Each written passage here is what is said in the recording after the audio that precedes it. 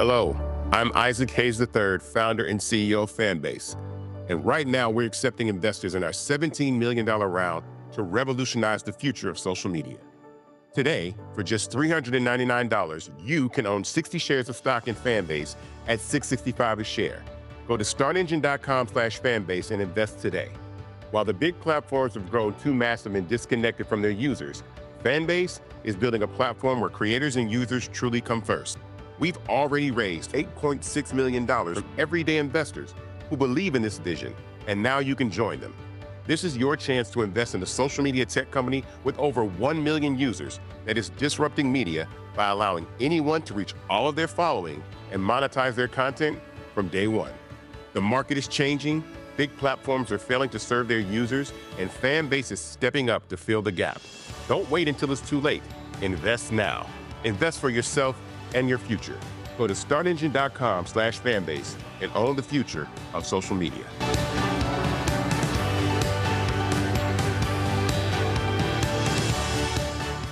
Black Star Network is here. Oh, no punches! I'm real revolutionary right now. Black power. Support this man, Black Media. He makes sure that our stories are told. Thank you for being the voice of Black America, Roland. Stay black. I love y'all. All momentum we have now, we have to keep this going. The video looks phenomenal. See, this difference between Black Star Network and Black-owned media and something like CNN. You can't be Black-owned media and be scared. It's time to be smart. Bring your eyeballs home. You dig?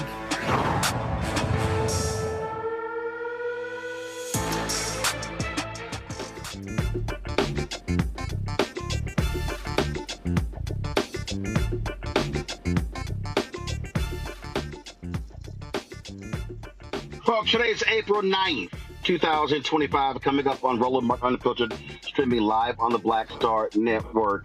The twice impeached, criminally convicted felon-in-chief Donald the Con Trump claims to be a great business mind, but he is showing how stupid he is with his dumb tariffs. He's announced today that, well, he's going to pause them for 90 days. That's probably because the economy was tanking. We're going to show you the reaction and how MAGA's trying to spin it, how this was a brilliant move when in fact it wasn't. Plus, we'll be joined by economist Morgan Harper to break it down as well. Y'all, it is really crazy what happened. We'll show you how Colorado Congressman Joe Neguse ripped the GOP's budget committee chair today and just exposed him for how utterly idiotic he is, for implying that the economy is running well today, but it was awful under President Joe Biden. It's much of the hypocrites that they are. IRS looking for a new chief. Republicans want to desperately gut the IRS because they don't want their rich donors paying taxes. North Carolina Supreme Court, what they've done is they have temporarily halted the lower court ruling invalidating some 65,000 votes. Allison Riggs, of course, who won the contested race, she spoke out and she continues her battle to ensure that she remains on the North Carolina State Supreme Court. Also, 127 years ago today, the great actor, entertainer, activist, true Renaissance man, my alpha brother, Paul Robeson, was born. We'll chat about him. Last night, blowout loss for Tashara Jones in the St. Louis mayoral race. Folks, lots to cover. It's time to bring the funk on Roland Martin Unfiltered on the Black Star Network. Let's go. He's got whatever the miss, he's on it. Whatever it is, he's got the scoop, the fact, the fine. And when it breaks, he's right on time and it's rolling. Best believe he's knowing. Putting it down from sports to news to politics. With entertainment just for kicks, he's rolling. It's on go, roll, y'all. It's Roland Martin, rolling with Roland now.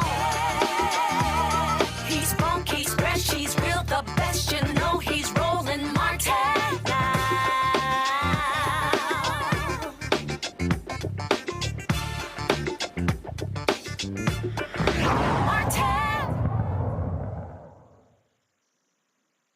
Folks, I want to put this as simply as I can.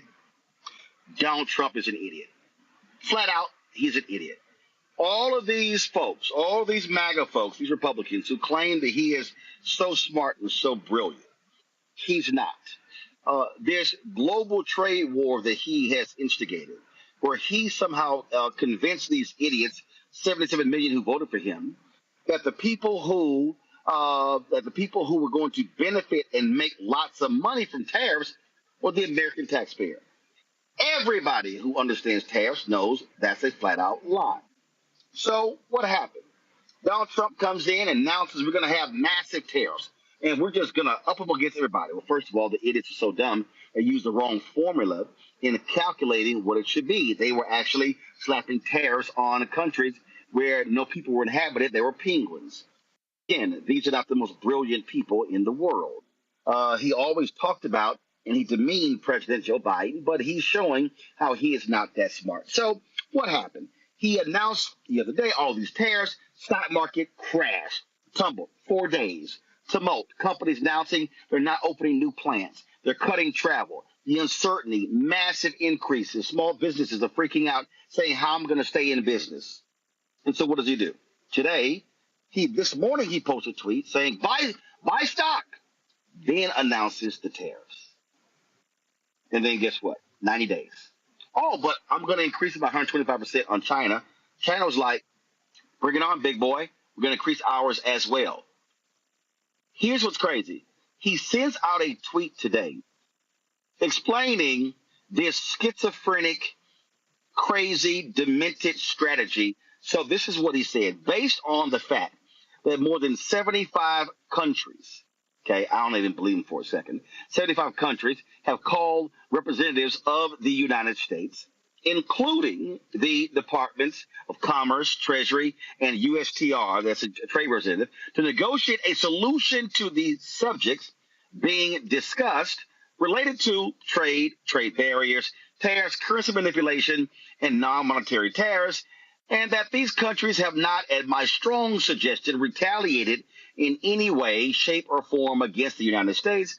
I've authorized a 90-day pause and a substantially lowered reciprocal tariff during this period of 10%, also effective immediately.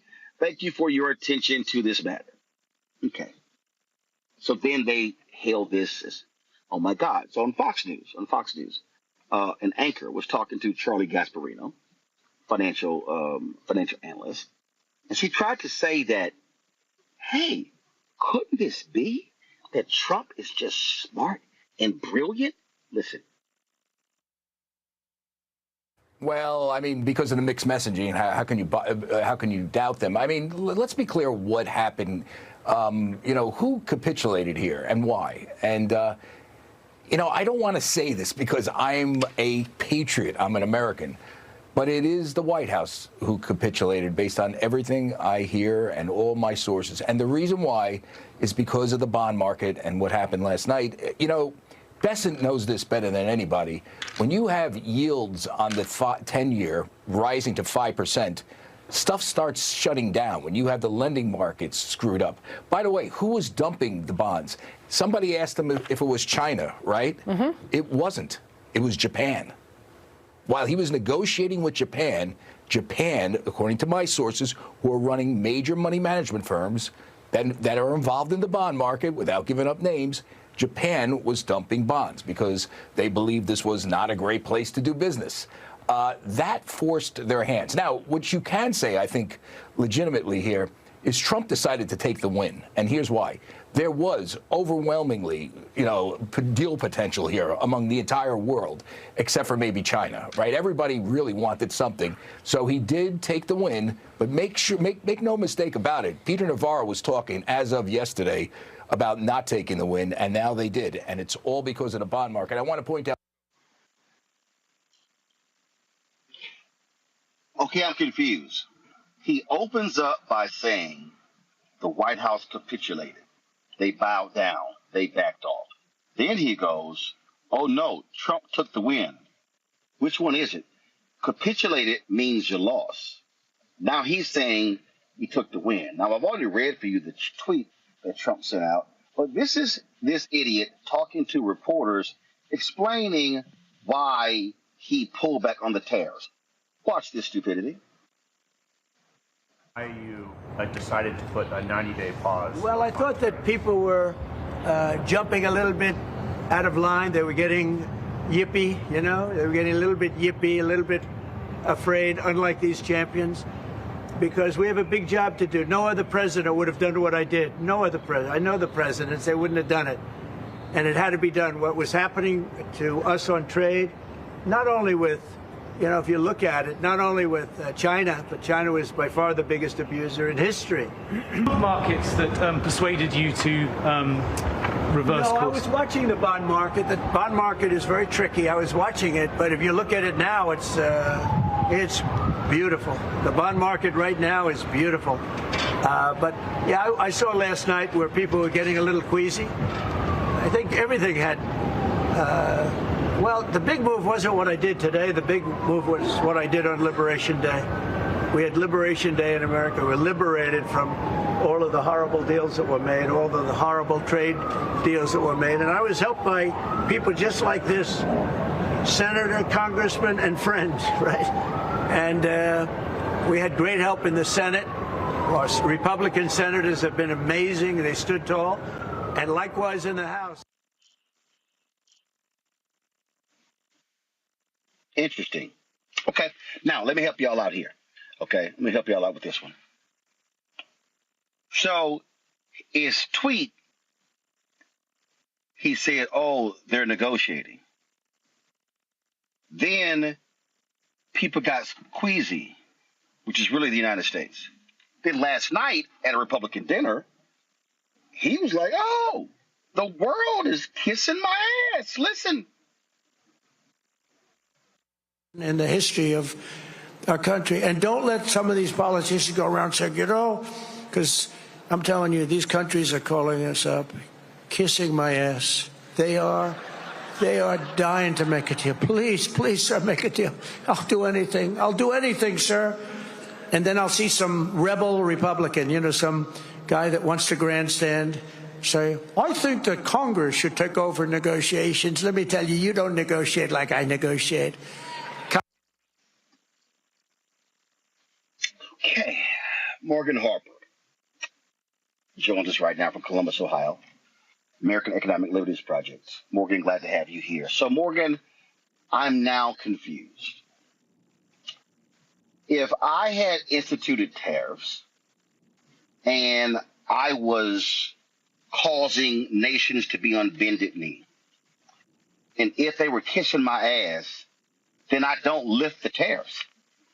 I keep kicking their ass. I keep beating them, berating them. I break them down. That's the so-called art of the deal. But he's trying to spin it as, oh yeah, so which is it? Were what was Wall Street? Were his donors, were they queasy? Or was it the foreign countries?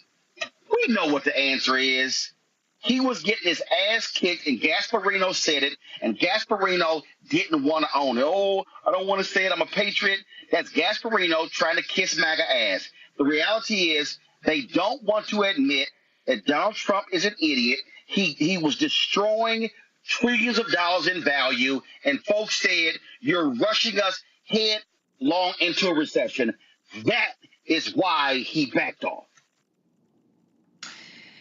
Yeah, I mean, there's definitely a capitulation here. And I think another really important point to make is that none of us really know exactly what is going on, which is a very, very risky position for the United States government to be in. And that's why, you're seeing things like you were talking about, Roland, with the reaction in the bond market. People don't trust the United States government right now. So this is not an environment that they want to invest in. And we don't know what deals he's talking about. We don't know the proposed terms of any of them, if they do exist. It really is the White House freestyling with the U.S. economy that is very intertwined with the global economy. And so, I think it's interesting that they've said they're going to do this 90-day pause. I agree with you. I think it was to try to calm the market down and where we go from here. But the reality is it's just a 90-day pause.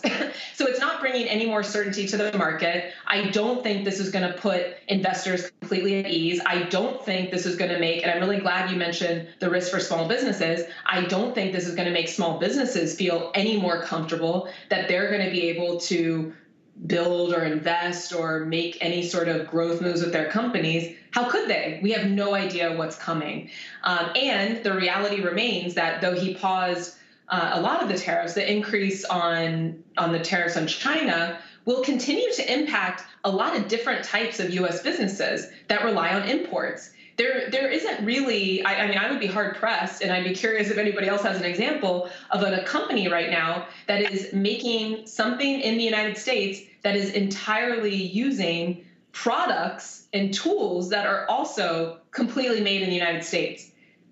I don't know that that product exists. This is a very intertwined global economy. A lot of different types of businesses rely on imports, and a lot of those imports do come from China. And so even with the remaining tariffs, reciprocal tariffs that he's put in place, that's creating a lot of risk and uncertainty for businesses of all sizes. And when we're talking about the types of businesses that can absorb that type of uncertainty and potentially eat into their own profit margin, and those that can't, it's very clear that only the biggest of businesses will be able to take in this type of uncertainty that Trump is creating and not raise prices. Anything less than those very, very large companies are likely going to have to pass this uncertainty and price increases on to consumers. So Morgan, do this here for folks who don't understand. When Gasparino and even Trump mentioned the bond market, explain to people what the bond market means and what it means when Japan is getting rid of American bonds. Explain that. Yeah, I mean, the bond market is for U.S. Treasury is companies investing in, or sorry, foreign countries, whoever is investing and buying bonds, investing in the United States, that they are considering the United States to be a safe investment, something that they want to buy into. You know, as the returns for making those investments increase, it's a suggestion that people do not think that it's a very safe investment. They're going to want a lot of money in return for making the decision to invest in the United States. And so when you have countries or investors from Japan that are removing their investments in U.S. bonds, it's saying, hey, we don't trust what's going on here. We don't think this is a safe environment that's going to be a guaranteed money maker for us. We're out. And that is a show of a loss of confidence in, I should say, the U.S. government and the economic policy making that's happening and the business environment overall. So that is not necessarily where we're used to being, but it makes sense because we have policy making that is really happening in secret. And again, like I was saying before, we don't have insight. If we as Americans, individuals, we don't have insight into what's going on, it appears that also the head of our United States Trade Representative, he was on the Hill today in a hearing about the tariff policy right before this announcement came out. And it was clear that he, too, didn't seem to have a clear sense that this was coming. So if the people who are in charge of making economic policy aren't in the loop, if the American people aren't in the loop, if Congress isn't in the loop, and it's just the White House and Donald Trump that is setting policy based on how they're feeling day to day, then any foreign investor, government, those of us living here in the United States as business owners, as consumers, certainly have no reason to feel comfortable either. And there continues to be a tremendous amount of risk that's being created for all of us as long as he continues to approach policymaking like this. To your point, in the control room, let me know if y'all have that clip ready. The U.S. Trade Representative was on Capitol Hill testifying, and Congressman Stephen Horsford was giving him the business. And the Treasury Secretary, Scott Bessent, was supposed to be there, but he canceled because of what was happening. I mean, the markets were just absolutely going crazy. And what you're finding is, I saw some reporting a couple of days ago that Bessent was initially on the outside. It was Trump and Peter Navarro and others. And it's utterly illogical that you could be an occupant of the Oval Office, and you're talking about instituting a massive global trading war, and your U.S. Trade Representative is not dialed in, your Treasury Secretary is not dialed in, you're talking to Elon Musk and Peter Navarro, and then those two idiots are fighting at each other on Twitter and on Fox News. I mean, it looks like the Keystone Cops. Here's Congressman Stephen Horsford on Capitol Hill just giving the business to the U.S. trade rep. Is this market manipulation? No. Why not? If it was a plan, if it was always the plan, how is this not market manipulation? It's not market manipulation, sir. Well, then what is it? Because it sure is not a strategy. We're trying to reset the global trade system. And That's offshored all of our factories. And what has that done? How have you achieved any of that? But to enact enormous harm on the American people, which was our concern from the very beginning. Tariffs are a tool. It can be used in the appropriate way to protect U.S. jobs and small businesses. But that's not what this does. So if it's not market manipulation, what is it? Who's benefiting? What billionaire just got richer? And all the while, there are not even any Republicans left in this hearing. They all left because they don't even want to defend this. But meanwhile, the Speaker is rushing to the floor to pass a budget reconciliation to screw America by passing the biggest tax cut in history on the backs of the American people. WTF? Who's in charge? Because it sure doesn't look like it's the trade representative. You just got the rug pulled out from under you. You know, Morgan, I've had a lot of people hit me today saying that what he said, market manipulation, you've got rich folks who swoop in, been able to buy stocks at cheap prices, and this is hurting every worker, things along those lines. You've got companies announcing that they're not moving forward with projects. You've got companies, the bank CEOs said a number of people were not moving forward with mergers and acquisitions, and that there is just this massive amount of lack of clarity about what's going on. And Trump's just walking around like, oh, my God, it's great. It's beautiful. He was caught on an open mic just saying, look at how beautiful it is. The market went up 2,500, 3,000 points. That's got to be a record. I mean, this idiot is talking about it's got to be a record. Dude, you caused the crash. You caused the drop. Yeah, and it really does seem like there were certain players that were prepared to take advantage of this moment. So I think market manipulation is an accurate issue for Rep. Horsford to be bringing up, like we saw in that clip, because, yeah, I mean, if certain large, because let's be real, and I think this is another important point, Roland, is who is spending their days trading on the stock market? If you have a 9-to-5 job, like I have, like most of the people in this country, if they're lucky, have that, or else you're running around to 2 different jobs throughout the day, you don't have time to be sitting there monitoring what's happening in the stock market and making individual trades. So most of us, if we are involved in the half of the country that's involved in the stock market, we are passive players in that market. You know, like we have our 401k, we're invested in these index funds, and then we see how it all rolls out. The people that are in the position to trade with this type of speed are large institutional investors in the stock market. And these are the types of entities that are run by people that are likely to be friends with Donald Trump. So if there was market manipulation to be had, those are the types of people that are going to be positioned to take advantage of it. Unlikely that it's going to be your friend down the street that likes to trade occasionally in an individual stock. Let's be real about that. Yeah, absolutely. Yeah, people who are day traders, folks who are doing that, I mean, you're absolutely right. You know, these things are happening before our very eyes. The net result to the average, regular, ordinary working day person is that even though with this 90-day extension, what it still is doing, Morgan, is causing massive just unsteadiness. And so even though you wait 90 days, it's still so, we don't know what's going to happen. And so that's the problem. What business likes is certainty. What the average worker likes is certainty. You want to be certain you have a job. You're getting a paycheck. You want to be certain that prices are going to be stable. But when you have up, down, up, down, up, down, up, down, it's schizophrenic. And when it's schizophrenic, what do people do? They sit back and say, I ain't spending nothing. I'm not doing nothing. I'm not hiring people. I'm not making acquisitions. I'm not building a new building. I'm not building a new plant. I'm not acquiring a new company. I need to sit back and wait to see what the hell is going on. Exactly right. And then that's the real risk here. And, another thing I would point out is it didn't have to be like this.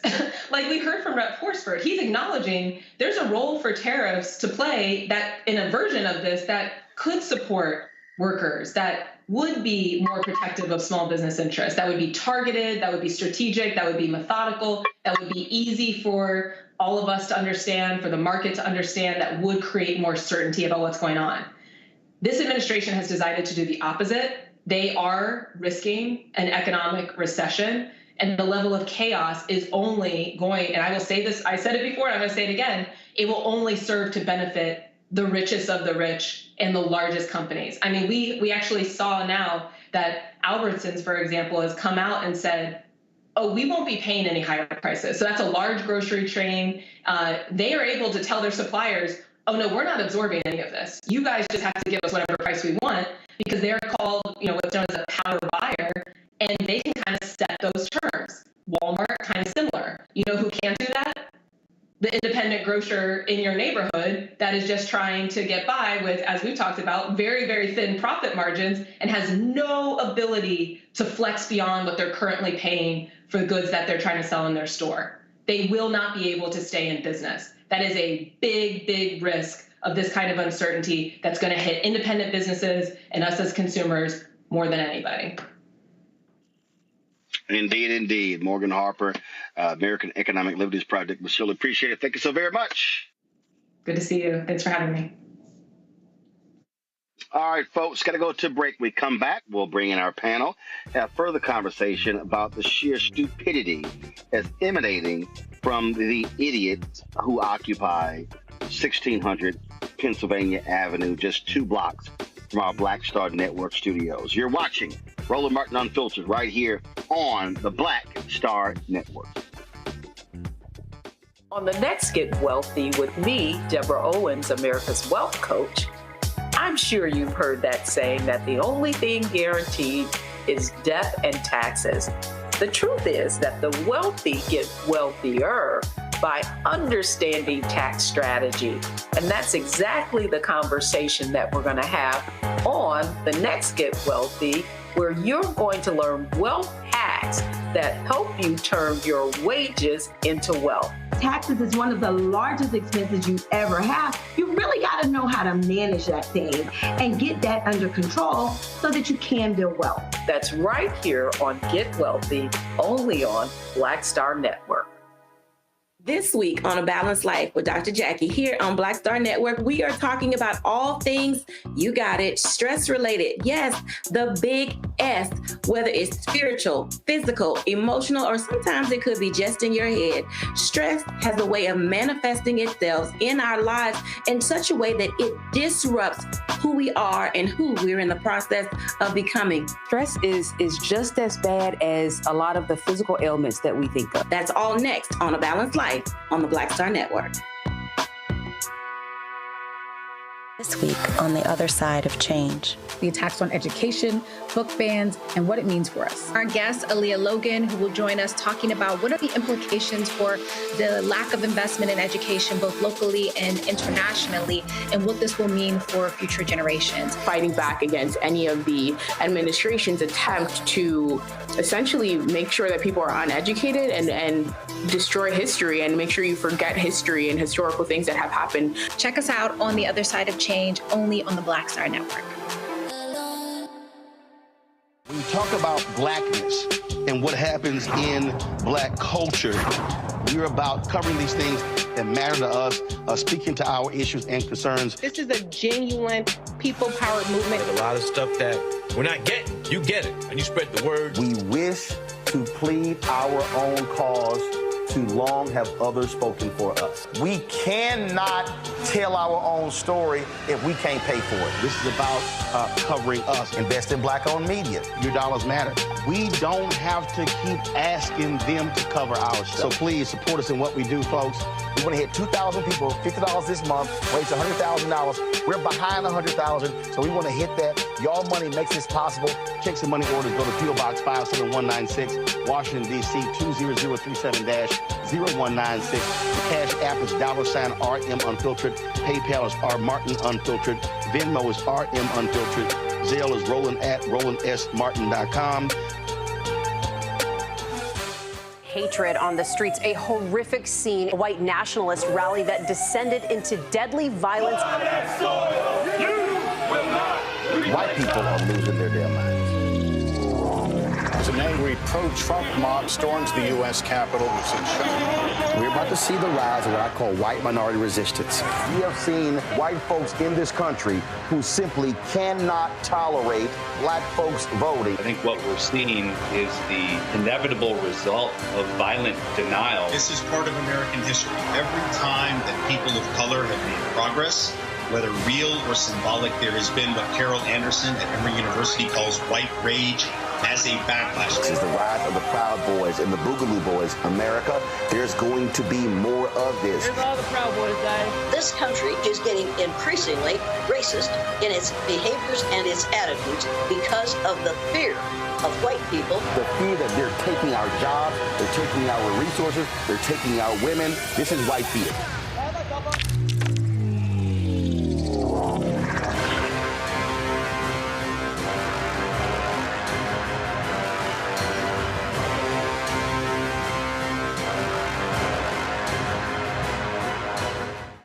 I'm Russell L. Honoré, Lieutenant General, United States Army, retired, and you're watching Roland Martin Unfiltered.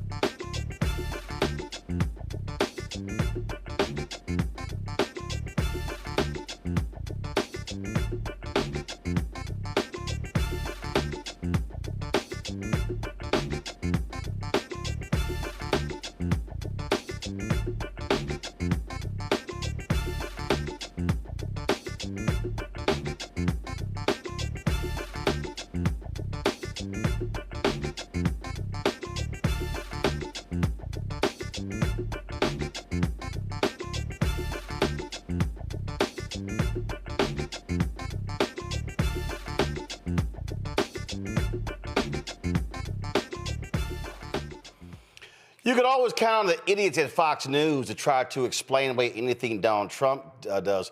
Listen to this stupid conversation this morning on Fox and Friends.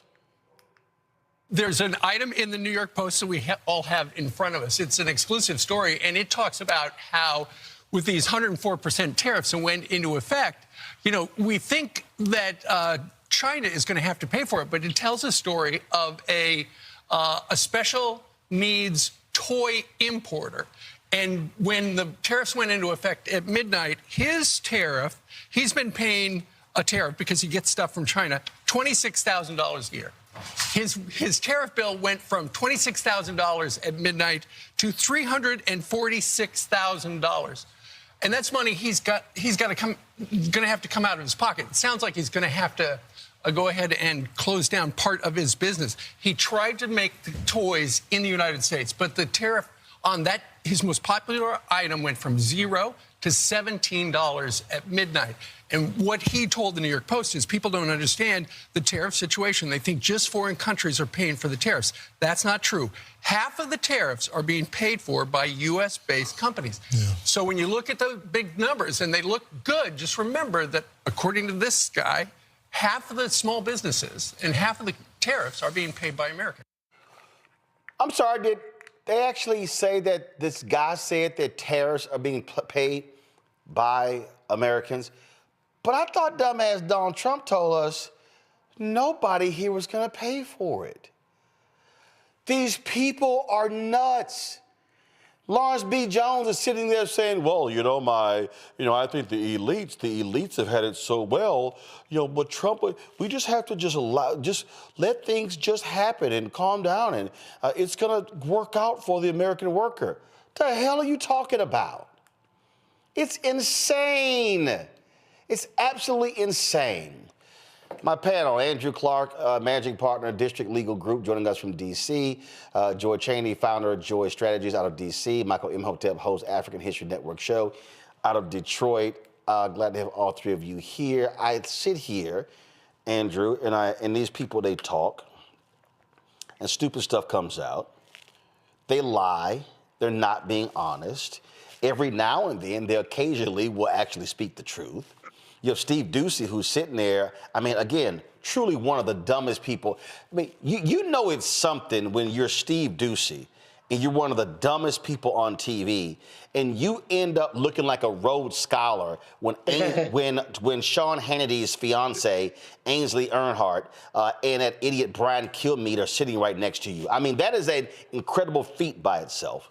But they sit here and they go through this stuff and they lie, and literally, the people who are watching are like, well, they said things are going to be okay, so they're going to be okay. They are all liars. Yeah, the crazy thing about these tariffs, and something that I can't understand, is they keep trying to talk about they're bringing back these manufacturing jobs. What manufacturing jobs are they bringing back? Over in China, they're making $5.31 an hour in these factories. How can we compete with that? Even with 100% tariff, 125% tariff, how can we compete with $5.31 on a tariff? So per hour. So I just don't understand what the logic is behind it, because the only people that are clearly going to suffer are the American people. When we go into the grocery stores, when we have our small business closing, and the only thing that we can do is go to these big box retailers who are going to be able to set whatever price they want for things, right? Because they're not going to absorb the prices. They're not going to take food out of their children's mouth. They're going to take food out of our children's mouth, out of our hands, and close down all of these small businesses that are competing with them, Roland. What's amazing to me, Joy, is that he was lying when he was running. He was straight lying. And these idiots actually fell for it. Donald Trump had to go home and go, because he wasn't talking to Melania because she don't talk to him. So he was probably talking to one of his aides who said, couldn't you actually believe these dumbasses believe the lies that I sold them on? They fell for it hook, line, and sinker. They have continuously fallen for it hook, line, and sinker. Donald Trump has been talking about tariffs and getting it wrong for decades. For decades. The only people who didn't understand what were going to happen with tariffs were the people who voted for him. Everyone else understood, including economists, understood that this was going to be a disaster, not only for the world economy, but for the American economy. There are no surprises here. What I find amazing is that he tends to spin the fact that companies have been at his doors, not China, by the way, but others. And look, everyone, of course, wants to make a deal, but it's for someone who is an economic terrorist, right, which is almost what he is, wreaking havoc on the entire world. Of course, people are willing to come to you and wanting to negotiate. But he is in a desperate position. He needs them to negotiate because it's his people who are knocking on his door and saying, this is not what we thought we voted for. You are messing up. And by the way, when I say his people, I don't mean the rank and file people who voted for him. I mean the corporate oligarchs that funded his campaign and that ultimately capitulated to him. Even they are saying, no, this is unacceptable. The stock market is saying this is unacceptable and telling him in real time. So he is panicked. He is afraid. He sounded panicked and afraid. He did not sound strong. He sounded what he is, understanding that he's bit off more than he can chew, that people are not, the countries that he wants to have coming to him are not. that they are engaging in a war with him. They have the backing of their own people to do so. He doesn't have the backing of his people to do so. So Donald Trump is the major loser here. But the biggest loss is going to be felt by small business owners and about American workers. And last thing before I give it back to you, the people who are thinking that this is going to result in jobs for the American worker that they would want to have, it's so sad. Those jobs are gone. And if they were to somehow show back up here, they're going to be done by AI machines, right? They're going to be automated. This is the one that, and he's lied to people. This is the one that cracks me up, Michael. This is what cracks me up the most.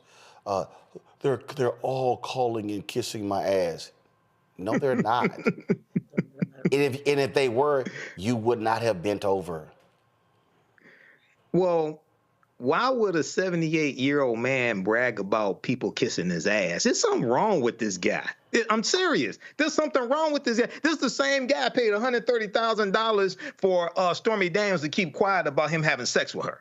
This is the same guy. But, number one, it's a number of things on this, and I read the article today from the New York Times, sell-off in U.S. bonds and dollar raises questions about safe haven status because the overnight markets, China and Japan were dumping U.S. Treasury bonds, which are looked at as a safe haven. Today at the press conference, when you had Treasury Secretary Bessent and also you had Caroline Leavitt, one thing that did not come up was factory jobs coming back and companies building factories here in the U.S. because nothing that they said today would make companies want to invest in building new factories because it takes about 2.5 years to 4 years to really build a factory. Okay, and then the other thing is what happens after the 90 days?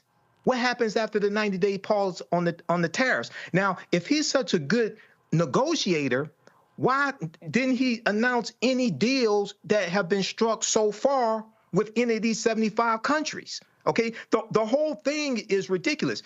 What really set it off today, Roland, is that Goldman Sachs around 1 p.m. today upgraded the probability of a recession to 65%. Okay, and Reuters has an article on this as well as Business Insider. And then about an hour or so later after that, Donald Trump comes out with this 90-day pause. But yesterday, when they were asked about it after economic advisor Kevin Hesed, after it was kind of presented that he said something like that, we saw a uptick in the market. The White House said, no, it's not going to be a 90-day pause. But then the next day, here you have a 90-day pause. So Donald Trump is scared. He saw the stock market continue in the tank.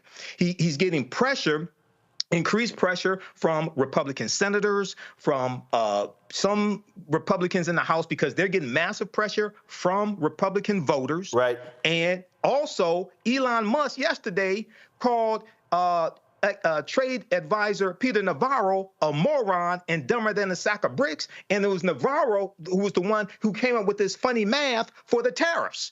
Okay, so all this is closing in on him. But this is a catastrophe. But it didn't have to be this way because 400 economists back in September 2024 signed on to a letter stating that VP Kamala Harris's economic policy would be much better than Trump's, and Trump's would tank the economy. Well, and that's why I keep saying that these folk are getting exactly what they wanted, and it's playing out. And so we all said, we tried to tell you, but y'all didn't want to listen. So that's where we are. All right, y'all, got to go to break. We come back.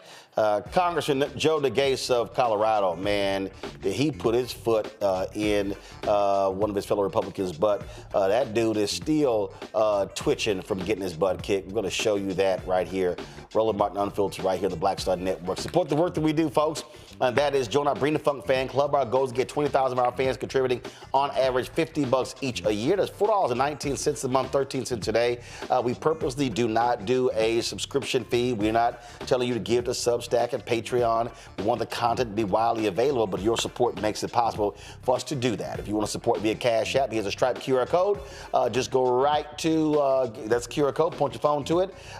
Use Cash App. You can send your check and money order. Please make it out to Roland Martin Unfiltered, not Roland Martin, not Black Star Network, not Unfiltered, not Uncle Roro. Make it out to Roland Martin Unfiltered. Send your check to P.O. Box 57196, Washington, D.C. 20037-0196. PayPal is R Martin Unfiltered. Venmo is RM Unfiltered. Zelle, Roland at RolandSMartin.com. Roland at RolandMartinUnfiltered.com. We'll be right back. On the next Get Wealthy with me, Deborah Owens, America's Wealth Coach, I'm sure you've heard that saying that the only thing guaranteed is death and taxes. The truth is that the wealthy get wealthier by understanding tax strategy. And that's exactly the conversation that we're going to have on the next Get Wealthy, where you're going to learn wealth hacks that help you turn your wages into wealth. Taxes is one of the largest expenses you ever have. You really got to know how to manage that thing and get that under control so that you can build wealth. That's right here on Get Wealthy, only on Black Star Network. This week on A Balanced Life with Dr. Jackie here on Black Star Network, we are talking about all things, you got it, stress related. Yes, the big S, whether it's spiritual, physical, emotional, or sometimes it could be just in your head. Stress has a way of manifesting itself in our lives in such a way that it disrupts who we are and who we're in the process of becoming. Stress is just as bad as a lot of the physical ailments that we think of. That's all next on A Balanced Life on the Black Star Network.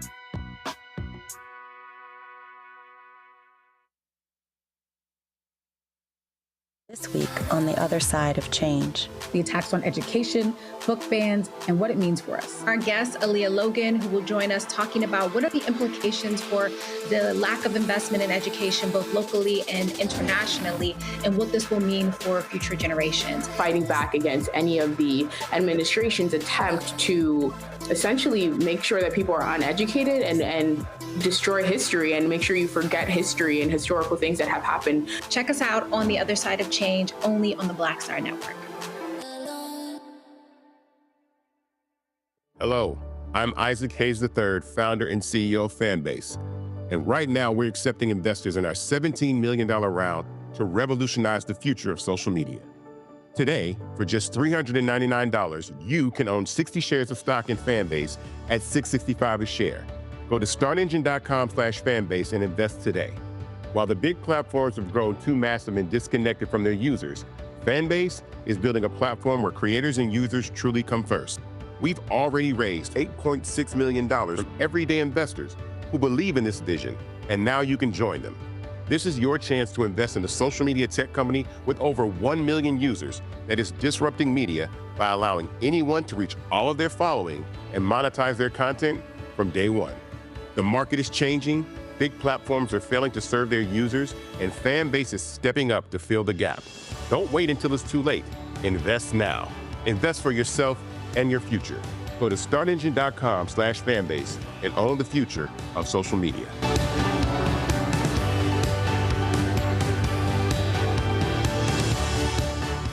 On the streets, a horrific scene, a white nationalist rally that descended into deadly violence. White people are losing their damn minds. As an angry pro-Trump mob storms the U.S. Capitol, we're about to see the rise of what I call white minority resistance. We have seen white folks in this country who simply cannot tolerate black folks voting. I think what we're seeing is the inevitable result of violent denial. This is part of American history. Every time that people of color have made progress, whether real or symbolic, there has been what Carol Anderson at Emory University calls white rage as a backlash. This is the rise of the Proud Boys and the Boogaloo Boys. America, there's going to be more of this. Here's all the Proud Boys, guys. This country is getting increasingly racist in its behaviors and its attitudes because of the fear of white people. The fear that they're taking our jobs, they're taking our resources, they're taking our women. This is white fear.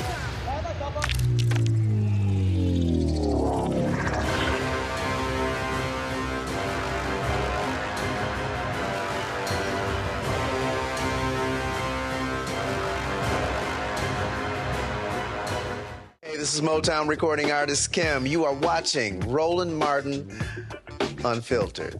That boy, he always unfiltered, though. I ain't never known him to be filtered. Is there another way to experience Roland Martin than to be unfiltered? Of course he's unfiltered. Would you expect anything less? Watch what happens next.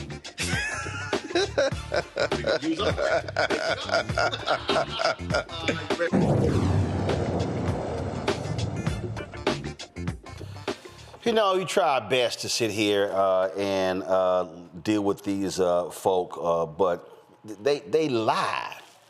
And when I say they lie, they just lie. They make up stuff repeatedly. We see this all the time. And it's the constant defense of the lies that's also crazy to me. And we're going to keep seeing this because what we have to recognize, and I know this is hard for some people, we have to recognize that we're dealing with a group of people who literally don't have any integrity whatsoever. We're dealing with people who have no honor, no decency, no morals, or no values. What these people have done is they have just whatever this man says, whatever he wants to do, they tolerate it. They just go, hey, we're good. And we're going to keep allowing Donald Trump do what he wants to do. In fact, Speaker Mike Johnson was asked about these tariffs. Reporters were asking him, and what did he do? He literally was like, you know what? Hey, say, dog, this ain't on me. Mr. Speaker. Not sure yet. But, Mr. Speaker, there's a push by some of your members to give Congress a say. Don Bacon has a bill to give Congress a say in reviewing the tariffs. Why not give Congress the opportunity to have it be a check on the president? Congress will weigh in on it, but with the president, with the administration in tandem, and I think you've got to give the president the latitude, the runway to do what it is he was elected to do, and that is get this economy going again and get our trade properly balanced with other countries. So I think most of the American people understand the necessity of that. Listen, we had a $1.2 trillion trade deficit in 2024. I don't think that's fair to our country. I think the American people understand that, and I think they see a president who's engaging and trying to fix that. So we're going to give him the space necessary to do it, and we'll see how it all goes. Folks, what that is really called is a massive amount of pass the buck, pass the buck, pass the buck, and I'm going to pass the buck a little bit more. That's really what you got going on here. And as far as these Republicans, you know, they will continue to make things up. I came across this video of Congressman Joe Neguse of Colorado. And he was jamming up this Republican. And it was sitting here, was questioning him. And he was sort of like, I can't believe I'm literally hearing what these crazy fools are saying because it makes no sense whatsoever. Here's some of what he had to say. How about this? How would you describe a 1,000-point drop in the stock market? How would you describe it? I would say the stock market rises and falls. It's more sensitive to changes. Rises and falls. Okay, it's so more sensitive to. Can I just complete my thought? You answered it. You said rises and falls. It's changes in policies and a tremendous shift. I think you agree with the policies of the last administration. Okay. And where this president wants to take our country. Is it a big deal or not? I mean, filibuster. Which one? A 1,000-point drop in the stock market. How would you describe that? I think it's going to be a much bigger deal when the stock market over the long run improves along with this economy and along with the worker wages. That's not what you were saying last year. That's not what you were. Tell me what I said last year. So last year, here's a statement, a press release from the House Budget Committee. Chairman Arrington on the drop in financial markets and the fiscal decline of the Biden-Harris administration's economy. When the stock market dropped 1,000 points several years ago, you rushed to bemoan President Biden's actions and the economy that he was presiding over. You condemned it. Now the stock market drops 1,000 points every day for the last week, and you claim it's the economy running well. Do you understand why that would be a tough argument? Yeah, but I can explain it to you. Yeah, I can explain it to you. Because you had consistently bad fiscal and economic policies that resulted in persistently bad economic environment for the American people, mainly 40-year high inflation. So this is year after year, quarter after quarter. Got it. And we're talking about the first 2 or 3 months of Trump's administration, where we're transitioning from that failed agenda. I get it. To one that's going to put us in a place of a stronger position. You want to give him some time. I get it. So 1,000-point drop in the stock market, bond markets collapsing, recession on the horizon. At what point, let's say there's a depression. Yeah. At that point, would I be able to get your commitment that you'd say, I don't agree with the president's policies? How far are you willing to go? It's an honest question, because we are likely to have a recession here, again, if we're not experiencing one already. What he just did, Joy, was expose them for being hypocrites. He's like, oh, you said this here, but now, ain't that really big a deal. It's okay. You got idiots like Gene Pirro on Fox News saying, I don't care about 401k. Okay. Excuse me, you're making so much money, it's good like that. You got that other fool, what's her name, Harris Faulkner. Oh, this is sort of like when we were in war. Like when we were in war, we have to band together and work together. Ain't no damn war. These folks will, I mean, the level of ass kissing is unbelievable. Let me tell you, the only war happening right now is the trade war that Donald Trump has created and now is trying to solve, right? Always creating crises, creating fires that then he attempts to put out, but instead fans the flames. Earlier you called one of his sycophants an aide, and I thought aide is the wrong word. He doesn't have any aides. They don't provide him aid. They provide him, they're sycophants. They provide him a yes man status. Anything he says, and they know they better say it, because if they don't say yes, he cuts them off at the pass. He has been very quick. There is no tolerance for people who are whispering in his ear and saying, hey, you're doing it wrong. This isn't quite right. Even J.D. Vance had to talk about it behind his back on that Signal channel, signaling that the president didn't understand fully what he was doing. These folks are not at all in control. Who is in control is a man in Donald Trump who has failed many businesses, because he believes and subscribes to a chaos theory that many business owners do believe in. And they lose some, they win some. But when we're talking about a nation, that is not how you govern. When we're talking about one as important as the United States, which has international implications, that's not how you govern. That is a way to ruin a nation. And if we're not careful, what other countries are going to realize is the United States is no longer a place to do business. It's no longer a place of democratic stability, economic stability, and even security. Yeah, it is. And once they discover that, then we are in a whole world of trouble. Well, bottom line is, it's all crazy. It's crazy land. And what we have to understand, Michael, here is there's a Republican Party that is completely, absolutely, positively, 100% bent over, and they will not say a negative word against Donald Trump. They are scared to death of him. They're scared to death of MAGA, and this is only going to happen if Democrats continue to apply maximum pressure. These people are not going to say or do anything. It doesn't matter. They're not going to do it. Well, the Republican Party as a whole has capitulated, caved in to Donald Trump. That is true. You do see some individuals who speak out. Just in the past couple of days, you've seen some who would speak out because they're getting so much pressure. Elected officials, they're getting so much pressure from their base, okay? But as a whole, the party's not going to stand up to Trump. They're cowards as a whole. Not only are they afraid of MAGA, they're also afraid of the 1,500 domestic terrorists that Donald Trump gave a pardon to.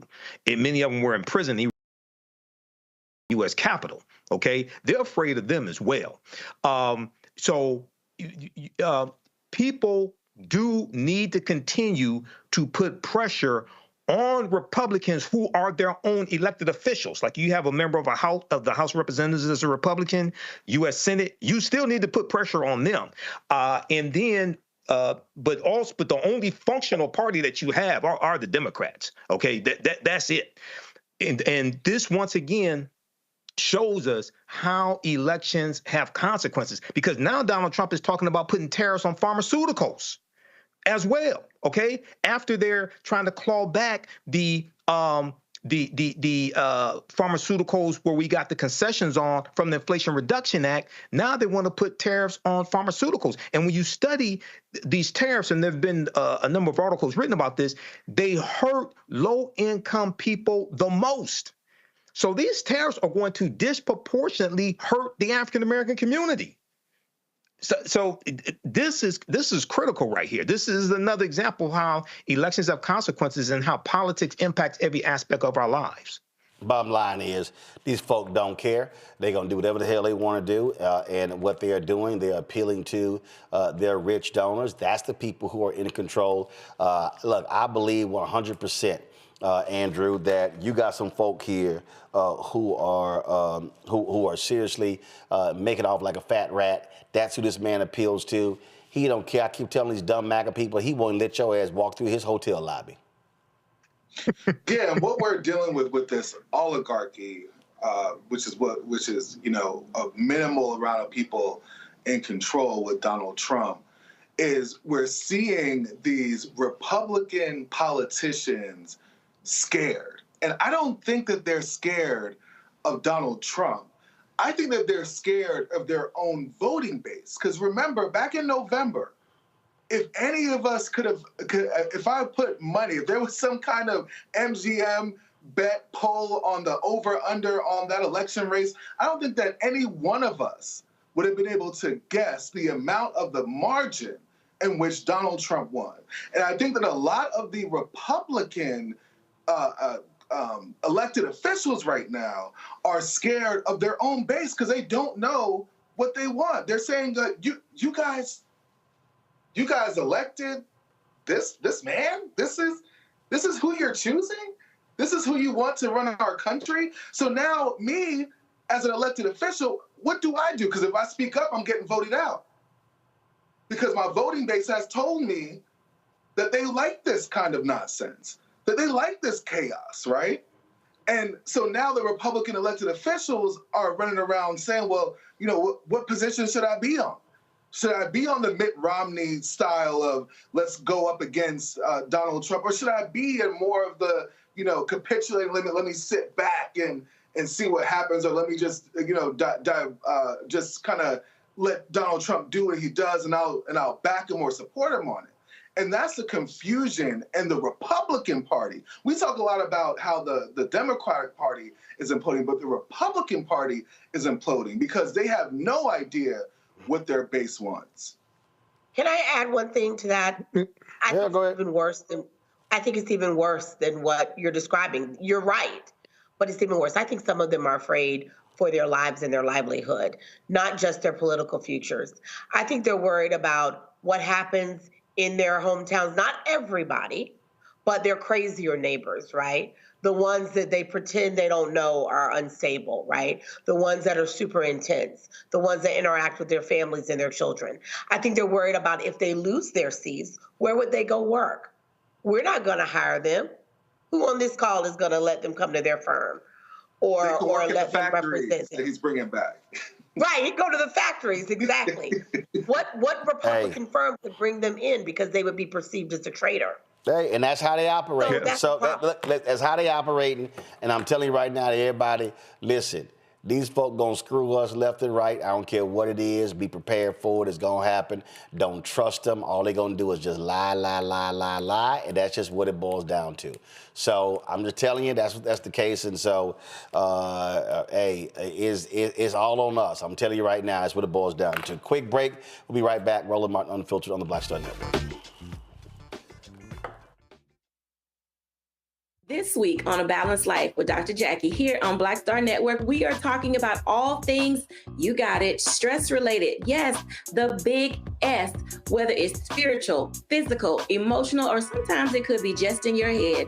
Stress has a way of manifesting itself in our lives in such a way that it disrupts who we are and who we're in the process of becoming. Stress is just as bad as a lot of the physical ailments that we think of. That's all next on A Balanced Life on the Black Star Network.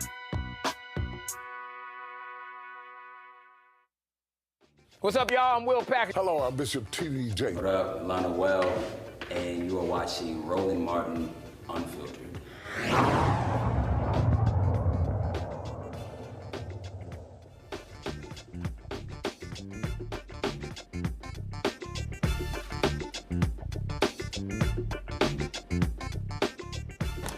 North Carolina State Supreme Court has stopped the ruling that could have invalidated more than 65,000 votes, many of them from people who did everything right to ensure their voices were heard in November. The race in question is for a seat on the state's highest court between Democrat Justice Allison Riggs and Republican challenger Jefferson Griffin. He's an appeals court judge. Riggs won twice after both a machine and a partial hand recount confirmed her narrow 734 vote lead. But Griffin, he isn't letting up. He claims that thousands of voters had incomplete registrations or ID issues, even though their ballots were already counted and certified. A lower court sided with him last week. The appeals court ordering more than 60,000 voters to verify their identity or risk having their votes tossed out in just that one race.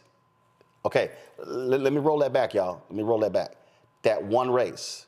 Was that one race. Okay, I want y'all to, these same people voted in other races, but the appeals court wants to invalidate their votes in just this race. It's sort of like all the people who said, when Trump said, oh, it was rigged, the Republicans like, it was rigged. Hold on, but you were on the same ballot. So it wasn't rigged in your race, but it was rigged in his race. Okay, that how it is? Okay, gotcha. Allison Riggs, she dropped this video right here. I'm Justice Allison Riggs. I'm the youngest woman ever to serve on our state Supreme Court and the only justice of childbearing age serving. Before becoming a judge, I worked for 14 years as a civil rights attorney, fighting to protect North Carolinians' rights, including the right to vote. I'm no stranger to tough fights or working hard to protect our constitutional freedoms. And that's what I'm doing right now. North Carolina voters elected me to keep my seat in 2024, a win that was confirmed by 2 independent recounts. But now that's at risk, with more than 65,000 eligible voters facing their ballots being thrown out. That includes deployed members of the military who are serving our country. I've spent my career fighting for justice and standing up for North Carolinians, and I won't back down now. I won't be intimidated, and I won't give up. Please join me. Learn more at riggsforourcourts.com. Together, we will stand up for the rule of law. So these people voted for governor, they voted in the presidential race, they voted in the attorney general race, they voted in the secretary of state race, they voted in the school superintendent race. They voted in all these state races, but somehow in this one race, it's a problem. This goes to, Michael, what we keep talking about, how Republicans, they will cheat, they will cheat, they will cheat, they don't care. And what you have here, the appeals court in North Carolina is controlled by Republicans. They control the Supreme Court as well. But if the Supreme Court sides with this guy, I mean, you're talking about throwing things into just legal chaos in North Carolina. Absolutely. And you know, the amazing thing about this, Roland, is this election was from November 5th, 2024. This election was from 6 months ago, okay? And this guy's still trying to contest the election results, get 65,000 votes thrown out. There've been 2 recounts, and now this is a slim margin, something like 756 votes, something like that. It's a slim margin, and this just goes to show you how, one, every vote counts, and how these positions on the courts are so extremely important. And you notice how silent all the black people that used to tell us we don't need to vote, we just need to do economic empowerment and do like the Asians do, things like this. And they told us rich people don't care about voting. Well, you just had Elon Musk invest over $20 million to try to get his candidate on the Wisconsin Supreme Court. So much for that theory. But yeah, this is more nonsense from Republicans, and when you see voter suppression like this, trying to throw out 65,000 votes, that shows you how valuable your vote is and how important it is to vote strategically. Well, Andrew, I keep imploring people to understand why these state races matter. They are all fundamental, and in the courts they matter. If you have three branches of government, this is sort of like to me in sports. Where people go, I think Hall of Fame voters are stupid, where they vote for offensive players, defensive players, but they act like special teams doesn't exist, even though the game is three phases, it's offense, defense, and special teams. Well, guess what? We are legislative, judicial, and executive. And if people act like only legislative and executive matters, they are missing the boat. The judicial branch matters a huge federal and state. Yeah, and we see it even on our own Supreme Court and the talk about what's happening on our the United States Supreme Court on a larger level, right?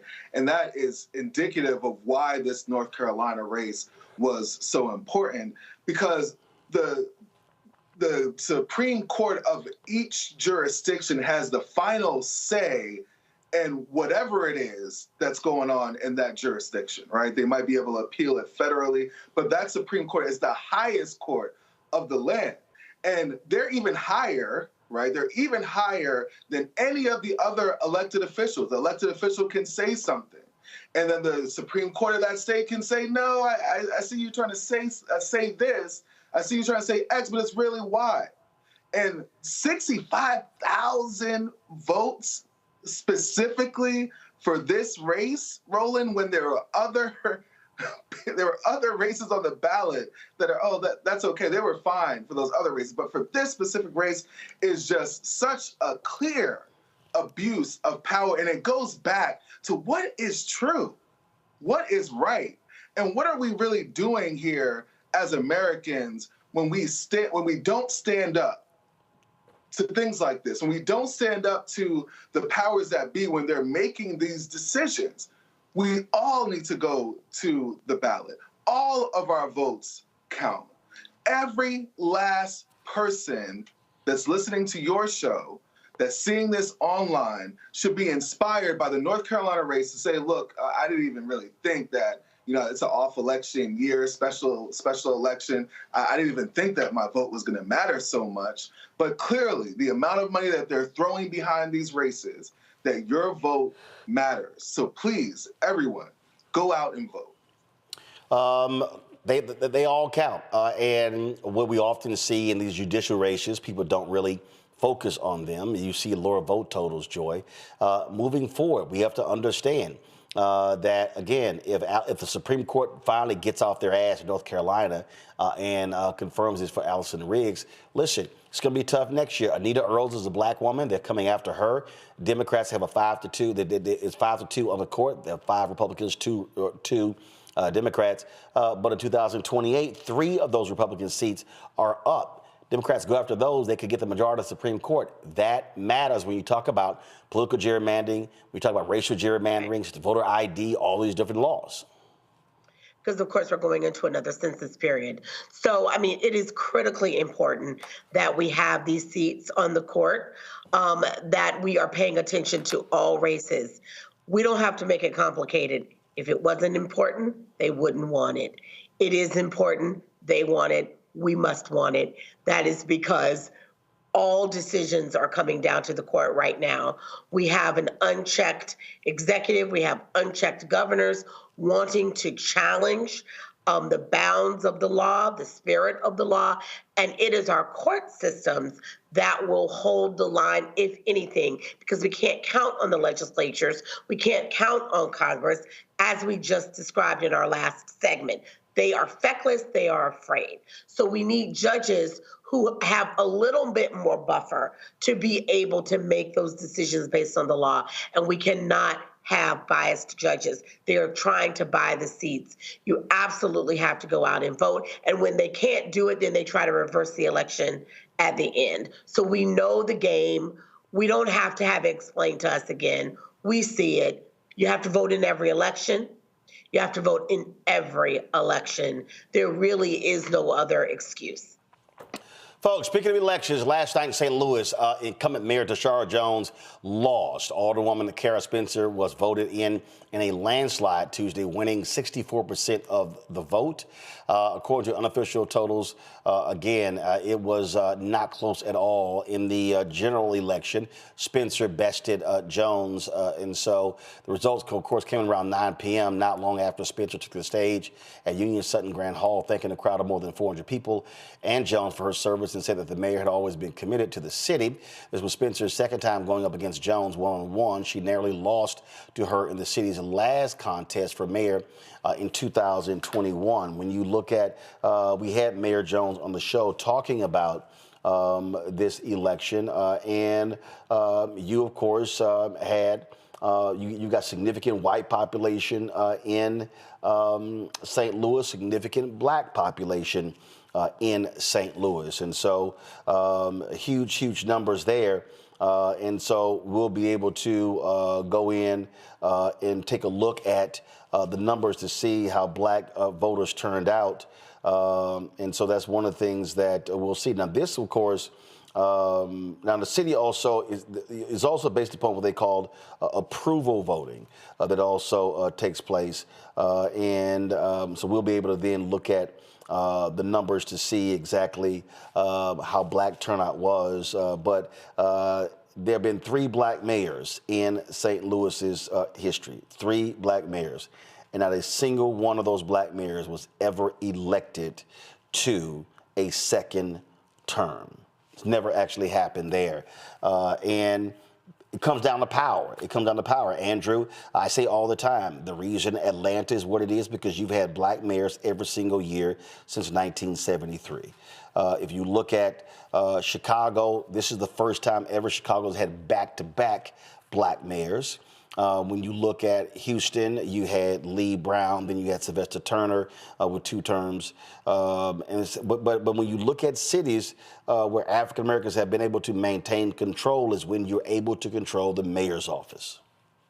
And, you know, controlling the mayor's office in any locality is important because the mayor is the person who sets the tone for the rest of the city. They're the face of the city, right? Think about that for a second. Let me pause for a second. Let me let you think about that. The face of the city.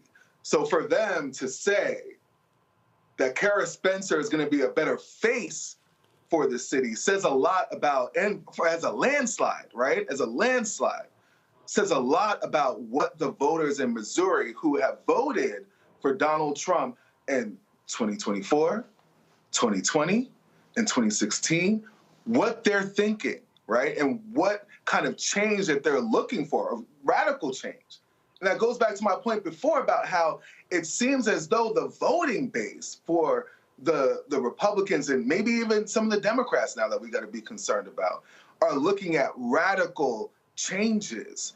And this election is just an example of the type of politics that we're seeing out there right now where new is shinier than what was. And we have to be concerned about the status quo, which the status quo, as we know, as black folks, right? The status quo is not always the best thing, but if it's working, why break it to try to put it back together in a different way? Well, one of the things that, again, when you start breaking down numbers, these things are important. And when I look at, so the numbers here, so first of all, turnout in this race, this is according to the St. Louis Business Journal. We'll pull the article up in a second here. Joy, they show that turnout 26% this year compared to 29% 4 years ago when Jones beat Spencer for the mayor's office. Spencer wins 9 out of 14 wards. The key here was turnout. What am I always talking about? turnout. Look at this right here. It shows turnout in the South City, largely white neighborhoods. Look at the gaps here, okay? Ward 2, 86% to Spencer, 14% for Jones. Ward 4, 82-18. Ward 5, 81-19. But then when you go to North City, Jones won, but look at these margins. Jones 69, Spencer 31. 71-29, 68-32. But here's the other thing. This tells you right here. Jones won her home ward, the 10th, which covers her West End neighborhood, with just 51% of the vote. In the wards voting for, and again, we're talking about black wards and white wards. In the wards voting for Jones, turnout was only 17 to 24% versus 20 to 33% for Spencer wards. Again, if black folks don't turn out, you ain't gonna win. Period. I mean, look, if you don't vote, your candidates aren't gonna win. There's just no other way. And look, if you like this other person, you want them to win, fine. But if you want someone else, you have to actually show up and vote for them. But I also think it's incumbent upon, if you're running, while you're running, you have to do what your voters want. Even if that's not always, you have to at least give them what they want. Say what you will about Donald Trump, he tricks people, he lies to them. But he does give them a feeling at some point during the election season of what they want. We know it's not ultimately what they want, but there's a populism there that we can't ignore. And so if you're running, I don't know what the contours of this race were, but if you're running, you do have to meet your voters where they are, and you have to do everything you can to turn out your own voters. It's hard to blame the customer for not buying the product. So we have to vote, but we also need our politicians to make sure we're doing the thing that we need to do in our communities to get people to the polls, but to also give them a reason to go vote. Well, again, I'm trying to emphasize, Michael, folks understand power, how to have power. And power is derived from those who turn out. If you don't turn out, you're not going to be able to hold power. Yeah, not only that, you have to assess what's been accomplished the past term, the past 2 years, the past 4 years, what has been accomplished, which policies have been put in place that you and your community have benefited from, but also policies that are in jeopardy, because each election cycle, there are policies that our communities benefit from that are on the ballot that are being wiped out. When we look at the results of the presidential election, a lot of people didn't think that Donald Trump would revoke Executive Order 11246, which was affirmative action, going back to 1965.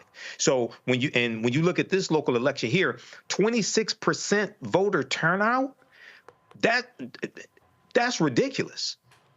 So I don't know what type. I know you had Tashara Jones here on the show. I don't know what type of massive outreach there was to voters, especially to the African American community. But a lot of our people don't really understand the consequences of elections, and really understand how who's in office impacts every aspect of your life and your day-to-day life, your circumstances, your conditions, things of this nature, your economic conditions. So I think they're going to regret this result here eventually. All right, folks, hold tight 1 second. We'll be right back. Roland Martin Unfiltered on the Black Star Network. Don't forget, y'all, join the Bring the Funk fan club. Want to give you a cash app? Use the Stripe QR code. Here it is right here. If you're listening, go to blackstarnetwork.com. Send your checking money order. Make it out to Roland Martin Unfiltered, please. Roland Martin Unfiltered. P.O. Box 57196, Washington, D.C. 2003 7-0196. PayPal is R Martin Unfiltered. Venmo is RM Unfiltered. Zelle, Roland at RolandSMartin.com. Roland at RolandMartinUnfiltered.com. We'll be right back.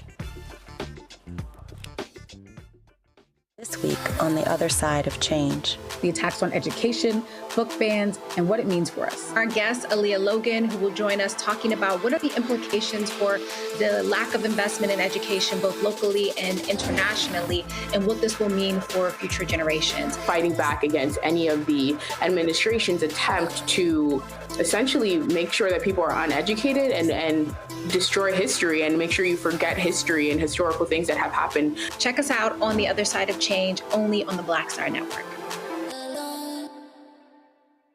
This week on A Balanced Life with Dr. Jackie here on Black Star Network, we are talking about all things, you got it, stress related. Yes, the big S, whether it's spiritual, physical, emotional, or sometimes it could be just in your head. Stress has a way of manifesting itself in our lives in such a way that it disrupts who we are and who we're in the process of becoming. Stress is just as bad as a lot of the physical ailments that we think of. That's all next on A Balanced Life on the Black Star Network. Hi, I'm Eric Nolan. I'm Shantae Moore. Hi, my name is LaToya Luckett, and you're watching Roland Martin Unfiltered.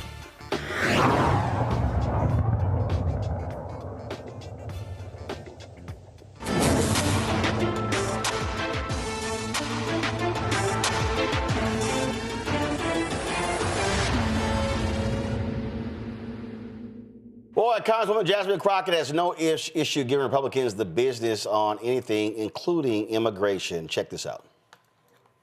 Thank you so much. I just want to clarify that usually when we talk about racism in the Republican Party, it has to do with things like deleting the history of Jackie Robinson, deleting the history of Harriet Tubman, or deciding that the Tuskegee Airmen should be deleted, or maybe just defunding the African American Museum. The list kind of goes on and on and on, but I am not here to talk about why they are racist. I am here to talk about some other things as it relates to immigration. So let's get to that.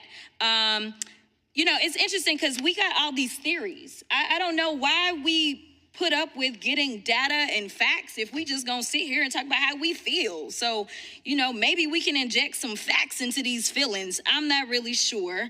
But as somebody who has actually practiced criminal defense, I don't know if there's anybody else in here who has, I can tell you that I have handled thousands of cases, not hundreds of cases, thousands on the state level in Texas, Arkansas, and the federal level. And I can tell you that, you know what? If I had to look at the vast majority of the cases that I was representing criminal defendants on, the vast majority of them just didn't happen to be immigrants. These are just the facts of my experience, and maybe the immigrants went to somebody else. I don't know, but I can tell you in my actual experience in real life, in reality, and not in this fallacy world that y'all are making up where you hate on everybody. So my Republican colleagues are here using today to continue pushing this false narrative of sanctuary cities harboring criminals. Yet right here in D.C., we have a 34-count felon being harbored in the White House. The hypocrisy coming from your side of the aisle over concerns regarding lawlessness is outrageous.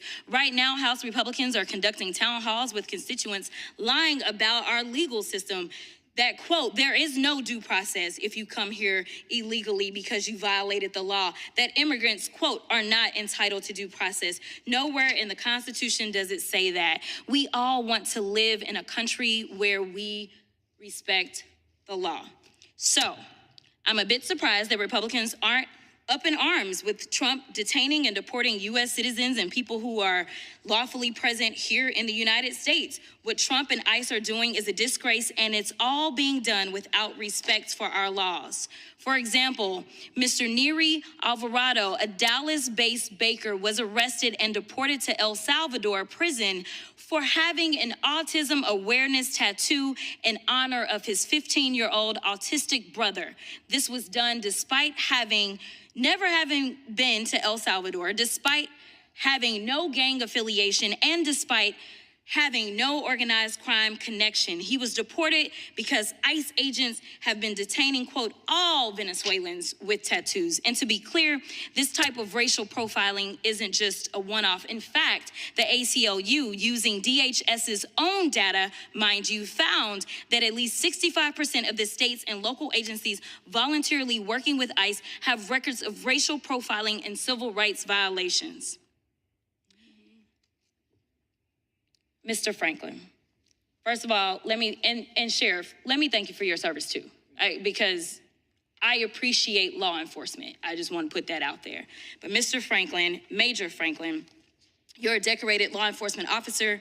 Yes or no, in your experience, does racially profiling people make communities safer? No.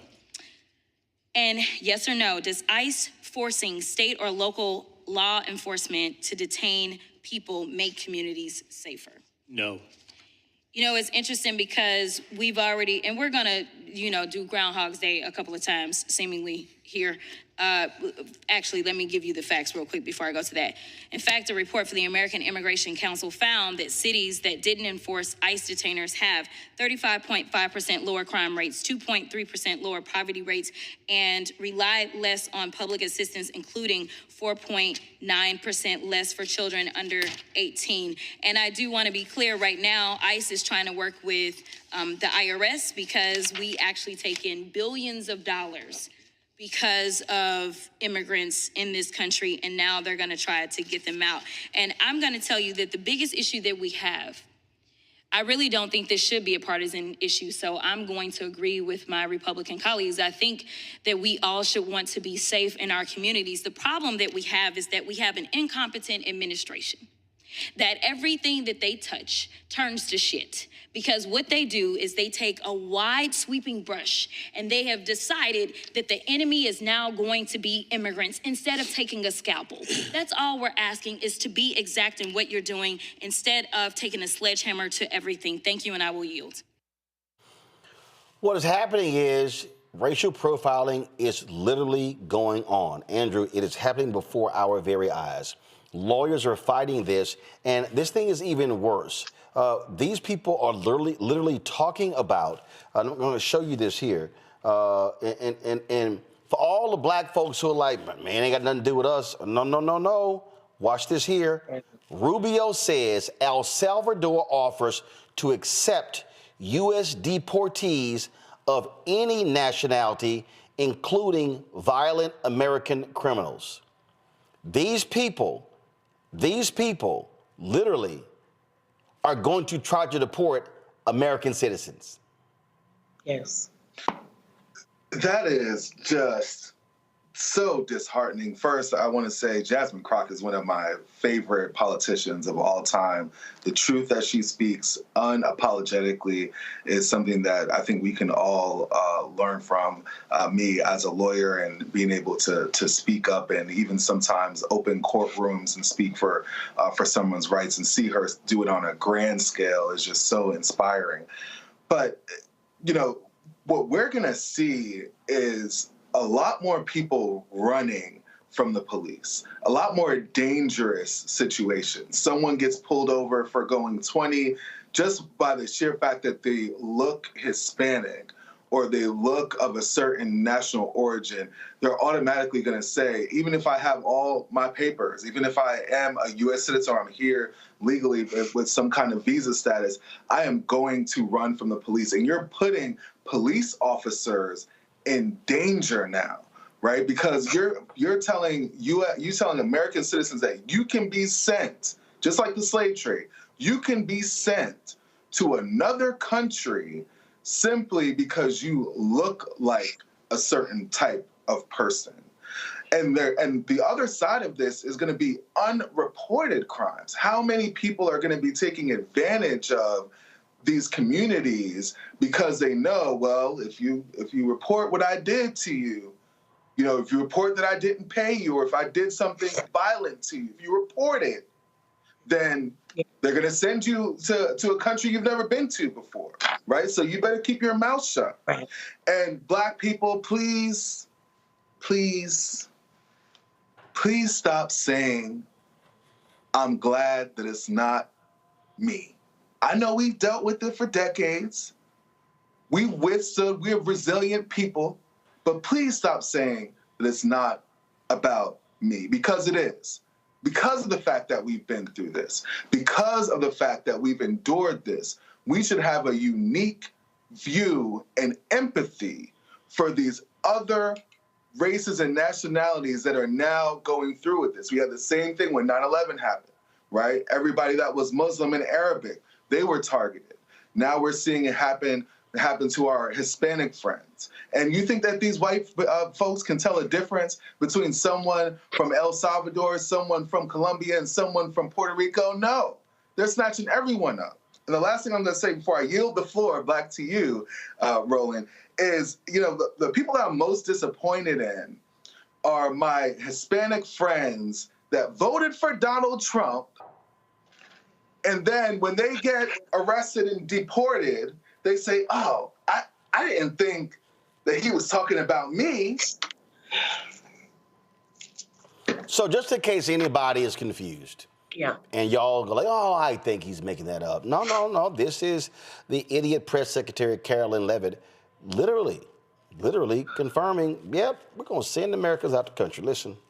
Go ahead. Over the weekend, President Trump said that he would be willing to have U.S. citizens deported to El Salvador with the cooperation of President Bukele. How would that work legally, and how many people would potentially be available for that operation? So the president has discussed this idea quite a few times publicly. He's also discussed it privately.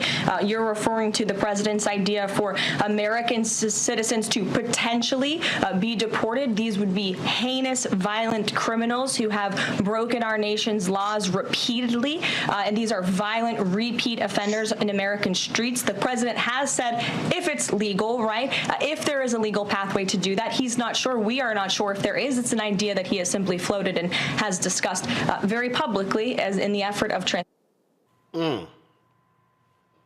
That's a whole lot. Trust me, Joy, they're going to do it. They're going to do it. Yeah, they're definitely going to do it. The Supreme Court is already contemplating. Sonia Sotomayor, in one of her opinions, has already said, you know what, this is coming. They understand that this is where this is going. And let's be clear, it's a sliding scale on what is a violent offender, what is a repeat offender. And also mistakes can happen, as we're seeing in Maryland. And once a mistake happens, it'll be difficult to get you back. And then, my goodness, if you are a dual citizen, if you have citizenship in another country, it can also be difficult to get you back. The government can feign some kind of confusion as to who you really belong to. This is going to happen. This is happening with legal residents right now. And yes, to my colleague's point, the communities that are vulnerable, whether they are undocumented, whether they are here legally but are not citizens, and when you are here legally and you are not a citizen, you are typically afforded all the rights and responsibilities of citizenship with the exception of voting, right? You're not able to vote, but you are given the same constitutional protections. And sometimes for undocumented persons, you're given the same constitutional protections. So, ultimately, we may prevail in the courts, but in the meantime, there are going to be people who are lost in the sauce, who are lost in the system, and there are going to be people are afraid, and they are going to limit their own activity because they are afraid of what might happen to them. I have friends who are law professors who've spoken out against Israel, and they are legally here, married to United States citizens, have their green card, but they are not citizens. And those people are making choices about what they are saying and not saying in terms of their policy and public policy and their legal work, about what conferences they take overseas and which ones they don't, because they don't want to leave the country because they're afraid they may not be able to get back in.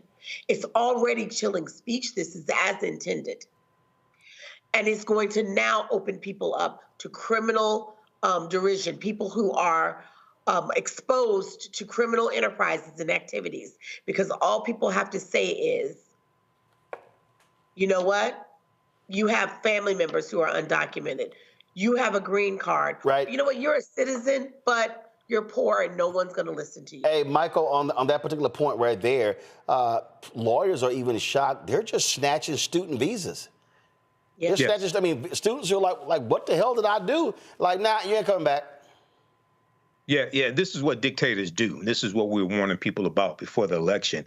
But two quick points here. First of all, this is not the first time in history where American citizens have been deported illegally. It happened in the 1930s during the Great Depression. Up to 1.8 million people of Mexican descent were deported to Mexico, and estimates are 60% of them were American citizens who were here legally. And it started under Herbert Hoover, continued under President Roosevelt, and Herbert Hoover had a campaign called American Jobs for Real Americans. And what they were saying was, but these Mexicans were taking jobs away from white people, and they were deporting them back to Mexico. And then when you talked about when Representative Jasmine Crockett talked about the IRS, ICE wants to get hold of records of undocumented immigrants with the IRS because, contrary to popular belief, undocumented immigrants pay federal taxes. And the Yale Budget Lab estimates that in 2023, unauthorized immigrant workers paid $66 billion in federal taxes, with roughly $43 billion of that taking the form of payroll taxes that fund Social Security and Medicare.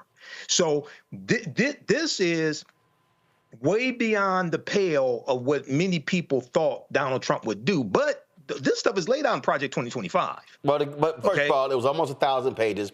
Folk didn't read it. But here's the other deal. It didn't even matter. They kept saying, I don't think they're going to go that far. Yeah, they were. They spelled it out. They told you they were going to do it. And people like, well, no, Trump said that's not his plan, and so it's not going to happen. Okay, all right. Y'all believe the liar who lies about lies. Yeah, well, he said what he was going to do during the campaign. Like he said he was going to shut down the Department of Education. That's Chapter 11 of Project 2025, okay? He railed against DEI, diversity, equity, and inclusion, and said we want it based upon merit. He's doing all of those things, okay? So I tried to tell again, we tried to tell all the people who keep saying we didn't think it was going to happen. Damn, it's actually happening. Well, we tried to tell you it was going to happen, but now you didn't believe us. So now what? All right, y'all. Quick break. We'll be right back.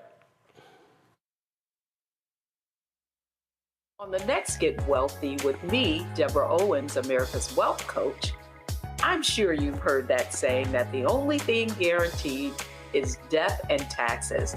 The truth is that the wealthy get wealthier by understanding tax strategy. And that's exactly the conversation that we're going to have on the next Get Wealthy, where you're going to learn wealth hacks that help you turn your wages into wealth. Taxes is one of the largest expenses you ever have. You really got to know how to manage that thing and get that under control so that you can build wealth. That's right here on Get Wealthy, only on Black Star Network. Hi, I'm BB Winans. Hey, I'm Donnie Simpson. What's up? I'm Lance Gross, and you're watching Roland Martin Unfiltered. Well, folks, every April 15th is known as Jackie Robinson Day. Of course, Major League Baseball, all of the players wear number 42 in honor of Jackie Robinson. Well, April 8th, last year was a big celebration. It was called Hank Aaron Day on April 8th.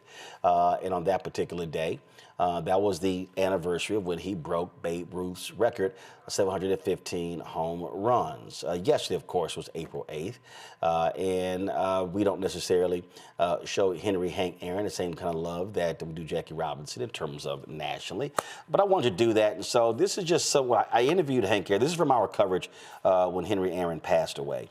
And I did an interview with him when I was at TV One. I was later honored with the Henry Hank Aaron Courage Award. We appreciate that as well. And we're going to be streaming some of that stuff tonight and tomorrow to honor Henry Hank Aaron. So I just thought it was good to hear from him again, recognizing our great history makers. Listen to this. Saturday, 7th anniversary. Jackie Robinson, Major League Baseball, 20th anniversary of them retiring his number in all of Major League Baseball. Just finished reading his book, I Never Had It Made. And I said to anybody, you have to read this book to understand that this was a different kind of brother. Yes, he was. And now that we're talking about it, you know, they're getting ready to erect a statue of him in Los Angeles Saturday. It just so happened that I've gotten 3 or 4 calls, and I've just wishing, trying to figure out a way that I can be there. And Rachel, who doesn't travel that much, is going to be there with him, you know, going to see that the statue be erected. So I am very proud. And, you know, the thing I think that I think about with Jackie Robinson and the thing that he went through, it wasn't just baseball, hitting the baseball, but he had to be such a gentleman off the field. I mean, they expected him to walk on the eggshells, you know, really. And his inner self, though, was one always to fight back. Yeah, well, that's right. So to temper that. Yes, yes. So he just had it. And the last time I saw Jackie, of course, was at, I believe it was in Cincinnati, when he made a statement and said, I'll be more happier than anybody in the world if I can see a black man at least coaching third base. So those are the things, and those are the things that really made me feel like I was walking in the footstep of a giant. I've said this repeatedly. Some people got mad at me. I didn't care if they did get mad at me. So there was so much made out of the first African-American in Major League Baseball. But I've reversed it. I've said, no, the best Major League talent was in the Negro Leagues. That was called Major Leagues because they had better stadiums, better uniforms, travel. I said, but when it came to the talent, I said, the Major Leagues was the Negro Leagues. Oh, it's no question about it. You know, absolutely no question. In fact, when anybody talked to me about my upbringing and how I came about and started playing baseball so rapidly, I said I got my education through the minor leagues, playing in the Negro League with players that really helped me learn how to play the game the way it was supposed to be played. And the reason I think that's important is because if we keep perpetuating this notion that we're trying to be accepted into their arena, we are negating the excellence that was in our own place. It's sort of like there's so much made about when an African-American kid gets accepted to an Ivy League school, or they get accepted to an HBCU, people go, okay, whatever. When I go, wait a minute, why do you think that is better than this? Well, you know, actually, you know, baseball was a dull game before we started playing. And when I say we, I'm talking about people like Jackie Robinson, Campanella, and Newcomb, and all of them. And then along came, of course, our guys like Maury Wills and et cetera, who really put some excitement back in the game. Baseball was just a game like hit a baseball, Babe Ruth hit a baseball, stay at first base, hit another baseball. It was like that. It was really, to be very honest with you, it was a very dull game compared to what it was later on when those players came along and really put some excitement back in the game. It's kind of like, I guess you would kind of say that it was kind of like boxing until Muhammad Ali came along and really started showing, putting a little pep into it. You know, it was substance and style. Yes, that's what it was, you know, and that's the way baseball was, you know. Jackie Robinson retires, goes into business. You finish playing, go into business.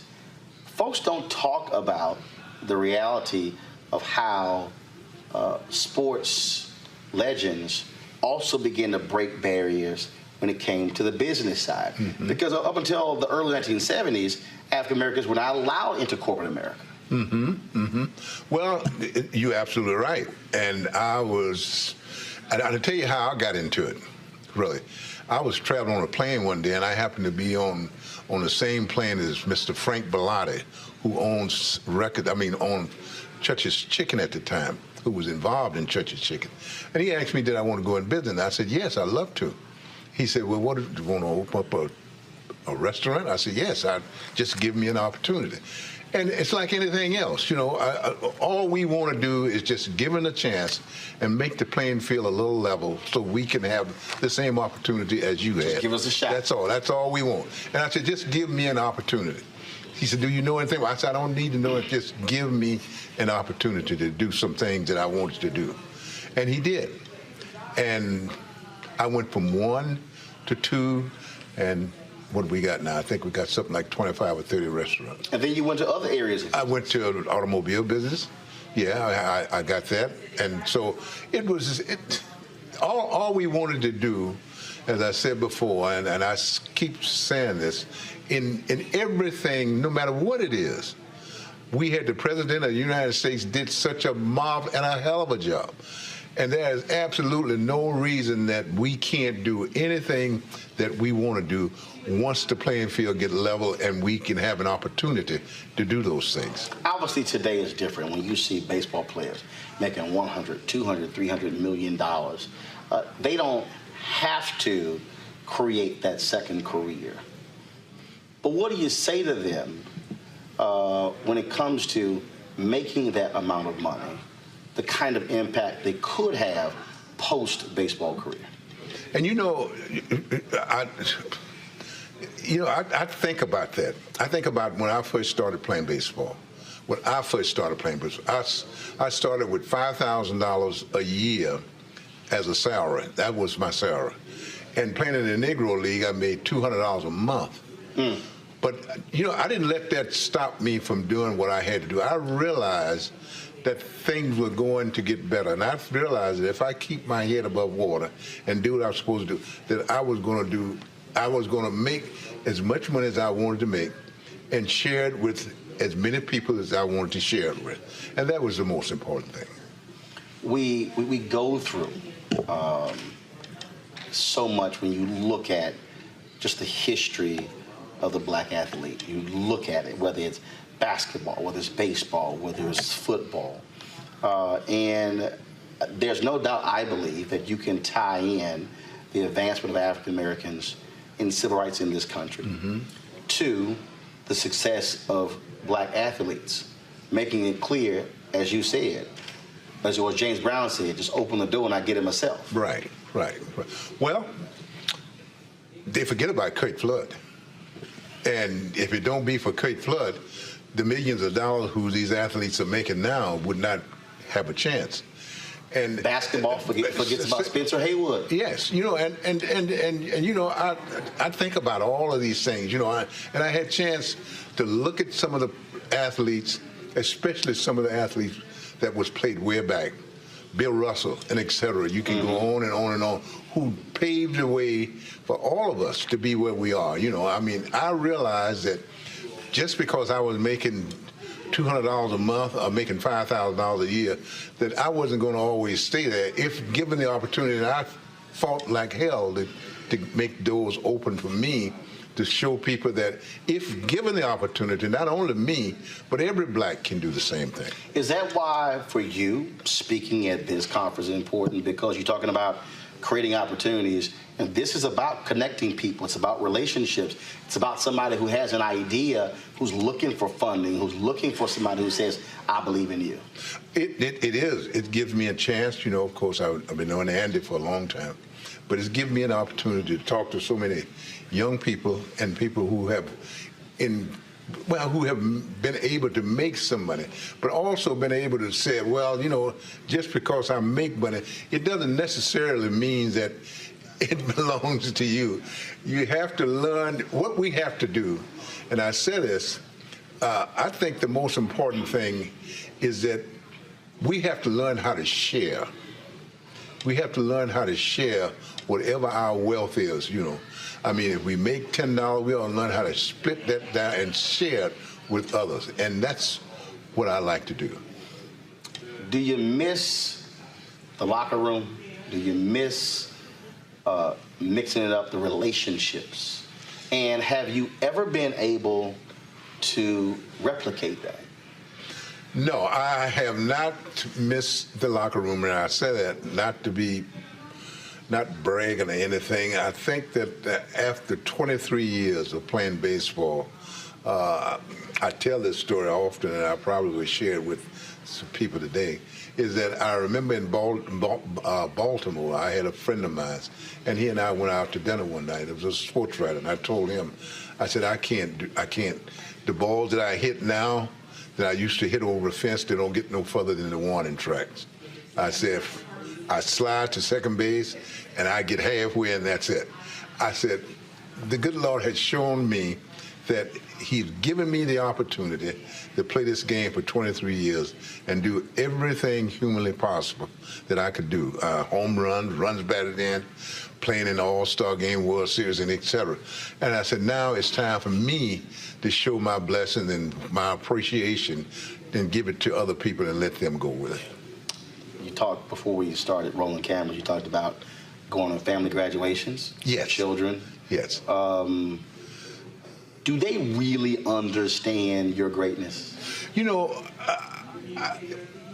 my granddaughter does very much so. She's into sports. And every time I go up there to visit her, she says, Papa, please, I want you to be interviewed by a sports writer. She happened to be a young lady. But I think they do. I think at first they don't. No, when they're young, 4, 5, 6 years old, no. But I think that most of my kids, which I'm blessed to say that most of them are in their teens and understand, I think they understand that what I've been through. And speaking of being through, Jackie Robinson went through a lot. You went through hell breaking that Major League home run baseball record. Yes. And I don't think the average person understands what that level of pressure is like. And frankly, for a white baseball player, and I say it all the time, they can just play ball. I say it all the time. We would love just to be able to go to the store and not worry about getting shot, getting followed around. We would love to be able just to be able to drive down the street and not worry about getting pulled over by the cops because of the kind of car that you drive. It is just a different kind of life. Well, it was different. It was different for me. It was different for me chasing that record. You know, really. You know, you'd think that the only thing I was doing was bringing a little pleasure to people's mind. You know, enjoying a baseball game, and yet I had to have 2 or 3. Maynard Jackson, who was a mayor at that time, fixed me with 2 detectives that was with me all the time. Half the time I couldn't stay at the ballpark. I had to stay in a hotel room all the time. I had to have Casanova, who was a friend of mine, to bring food to me in the hotel. So yes, things were a lot different for me than they would be for, say, I say this, and no pun intended, like Pete Rose was going after the record. He enjoyed it. I didn't have any enjoyment when I was going after Babe Ruth's record because every letter I received, people were threatening me and doing all these things. So I had to worry about staying alive, or doing some other things. I look at players today. They want to play football. They want to play basketball. I grew up playing baseball, but then there was a point where I fell out of love. I fell out of love with it. When you see the few number of black players today, what crosses your mind? I'm worried about it, really. I am. I'm worried about it, and I have brought this to the commissioner, even Bud Selig, who was commissioner before, and I've brought it to Ron Manford. I brought it to all of mine that, you know, that it's a problem. It is a problem. And how do we solve it? It's a long issue, you know, really. It's something that I think that if you think about, when you think about the economic struggle that and I'm talking about we as black folks have in this country, if it's a struggle, we gonna feel the pinch. Black folks gonna feel it more than anybody. And when we talk about baseball, baseball is a very, very expensive sport because you have to have the right field to play on, you have to have the bat to play with, the glove to play with, and if your mother and father is not working to do these things, it can't do you any good. So I think that in all, I think that I just like to. I don't know what I can say to say that I hope that in the next few years that we can see more blacks playing this game. There's a kid out there right now, cannot hit home runs, can't steal bases, can't do any of those things, but they can be an entrepreneur. They can be a CEO. your advice for them? I think that the thing that I tell most kids, most young people, that's, in fact, if they don't want to play baseball, there is things that they can do. The most important thing, I think I try to tell all kids, that there is no shortcut in life. Make sure that, if you want to play baseball, take it one step at a time. Some people can jump over a AA ball and get to the major league, or you can do things the right way. Now, if you want to go into business, you got to treat people right. The most important thing, you got to treat people right and act like it is a business. The most important thing, when I was the automobile business, or whatever I did, I didn't care whether a customer came in my store and was going to spend $1.50 on a flag or anything. I treated that customer the same way that I would treat a customer that came in and had his motor overhauled. So I think that you got to learn how to do that. All right, then. Hammer and Hank Aaron, we appreciate it. Thank you. Thanks a bunch. Thank you. Michael, we oftentimes when folks become ancestors, we just might still mention them, might still reference them, things along those lines. But to hear people have to listen to him, I read his book when I was young. Talk about the hell. He said Pete Rose enjoyed when he broke the record, but Henry Louis Aaron, white folk hated this black man for daring to use his skill to break a baseball record. Yeah, I remember Hank Aaron when I was a kid growing up in the 1970s. I remember seeing him in a commercial. If I remember correctly, it was for the Boys Club or something like that. And he talked about hitting 755 home runs. I remember seeing footage of him break Babe Ruth's record. And actually, there's a white guy that ran out on the field and, patted him on the back. But I do remember hearing him talk about the fear that he had, the death threats he was getting, things like that. And, it was many ways, it was a different time, back then. And Babe Ruth was in baseball. Babe Ruth was looked at as the epitome, okay, the epitome of a superior baseball player. And now here you have this black guy that's going to break his record. After, decades after the color barrier had been broken down in baseball. So we saw the white supremacists wanting to hold on to that superiority. But what a lot of people have talked about is that, you can't say Babe Ruth was the greatest because he didn't play against black players. The Negro leagues had better players than the major leagues had many times. So, yeah, but I've seen that interview that you did before, Roland. That's a fantastic interview with Hammer and Hank Aaron. Well, and what was interesting here, Joe, is that he hated the name Hank Aaron. If you read Howard Bryan's book, white folks in the South call him Hank, and he was and his father didn't like it as well. His friends called him Henry. Henry Hank Louis Aaron. Michael was referencing when he hit the home run and this guy ran to the field. He later talked about that, hell, he didn't know whether he was going to actually even get attacked by this guy.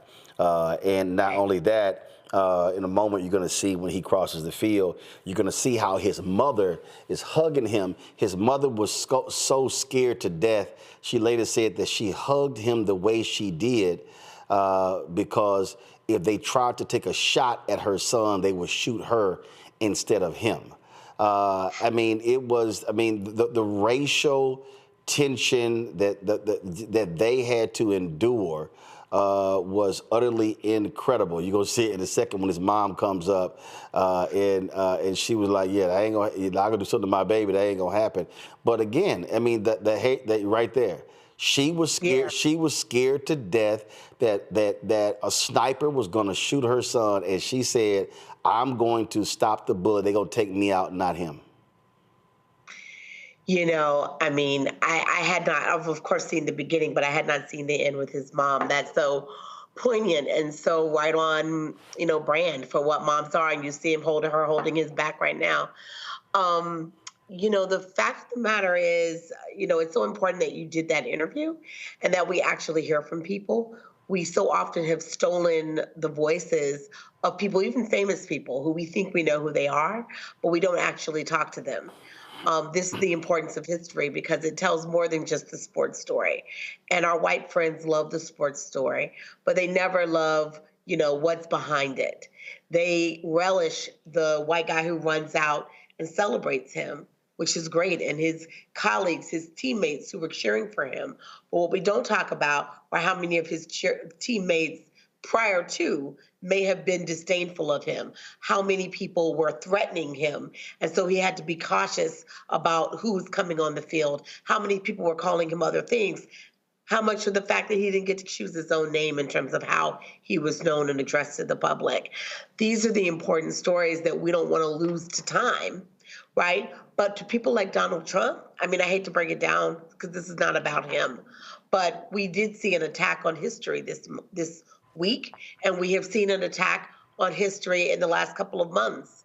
And part of that is trying to steal our narrative, to not tell the complicated history of America.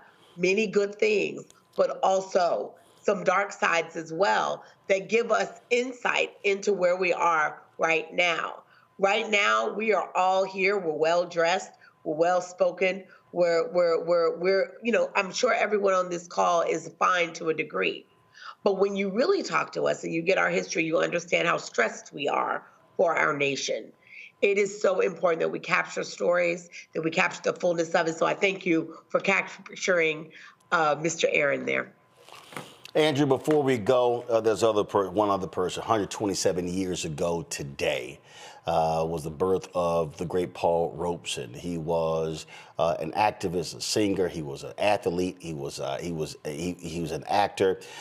He was, of course, a member of the coldest, boldest fraternity of them all, Alpha Phi Alpha Fraternity Incorporated.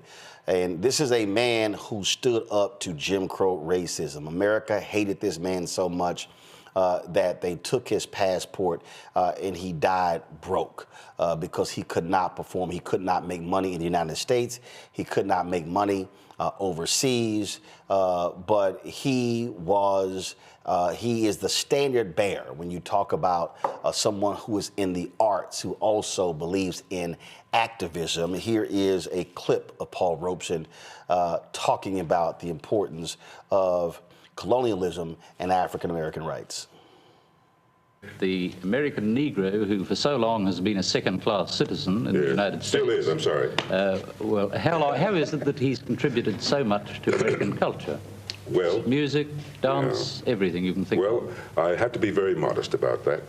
I would say certainly as we look at the African peoples in Nigeria, for example, I just got a wonderful invitation to go to Nigeria to be present at the installation at the Governor General Ezekwe, an old friend, who will now, and I had to cable him. I'm in Australia. I certainly would like to be with you. But I'm out here with some good folks, but I'll get to Nigeria later. Mr. Robeson, do you feel that Africa is to some extent an affinity for it, a home, or do you still feel America is essentially your home? How do you feel? Well, let me come here. I'll come to that in just a second. But to come back to it, so I would say the Africans and the American Negroes have turned out to be an extraordinarily gifted people. The great tragedy is that by not making us full-class citizens as yet in America, they may be losing, I don't know how much yet. And to come back, I would say that unquestionably, I am an American, born there. My father slaved there. Upon the backs of my people was developed the primary wealth of America, the primary wealth. You have to have accumulated wealth to start, you know, to build. You did it another way here in Australia. You had to build your accumulated wealth too. You just came and took it, you know what I mean? And that's what they did in most of the countries. That's what you Europeans did. You just took it. We got to catch up with you a little bit.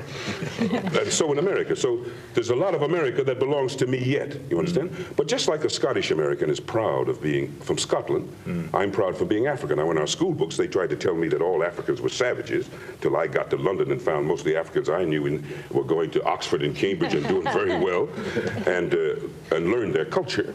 And even once somebody had the temerity, after one had conquered the Chinese people and imposed upon them the opium trade and everything else, to suggest that they were a backward people, just the people who had been civilized so long over the rest of you folks didn't make any sense at all.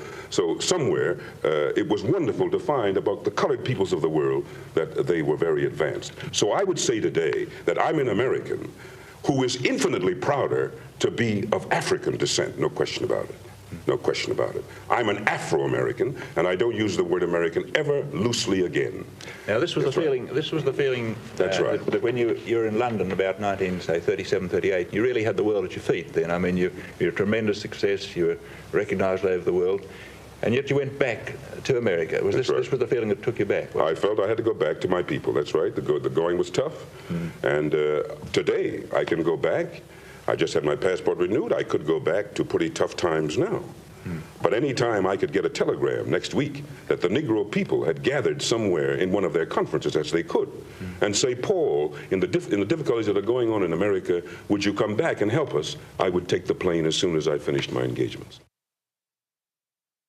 That was a strong brother right there, Andrew. And if anybody wants to really understand how powerful, when they had the House Un-American Committee and they called him to testify, and they called Jackie Robinson to testify against him, and Jackie Robinson greatly regretted actually doing that later in his life.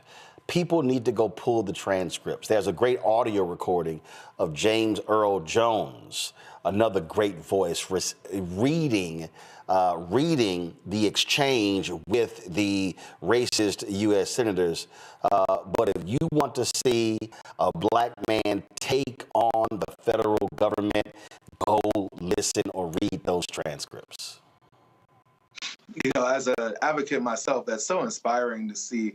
Even decades ago, when the climate, I know we, complain about the climate today, but when the climate was so dangerous to speak out about racism and to be an activist, and now it's dangerous. You can lose your freedom. You can even lose your life. But there was almost certain death. I mean, the story going about Hank Aaron, and just hearing about the fact that he's hitting a baseball into the stands, and people are upset. Their team is winning, right? But people are upset because he's breaking the record of another white man.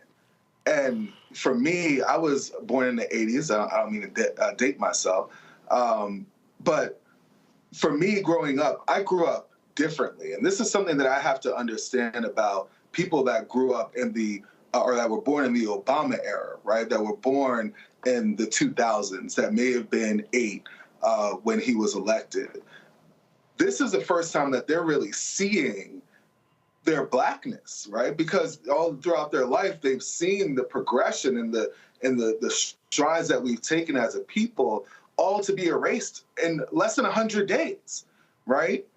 And to hear Mr. Robeson speak out so eloquently and so confidently, in a room like that, is truly, truly inspiring. And yes, he is part of the second greatest fraternity ever, because the first one is Phi Beta Sigma Fraternity Incorporated. Man, you lost your mind.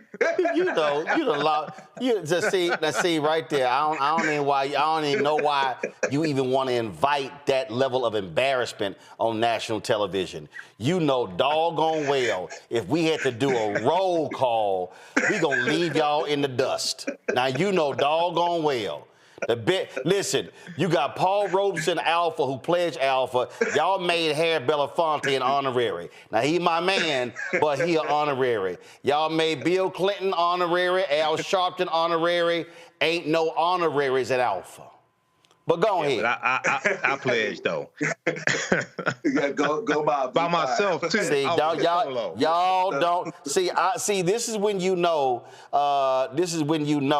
you ain't got sense, because you asked for ass whooping.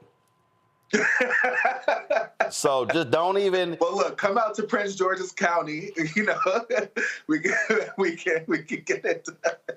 Please. But please. The last thing I want to say, Roland, before we conclude, is that we've seen it for decades that, and even for centuries, that white people do not like anyone winning that's not them, and they will do anything in their power to keep that power. And one thing that was going on during the campaign for Kamala Harris is you saw this Black excellence and this air of Black excellence that she had.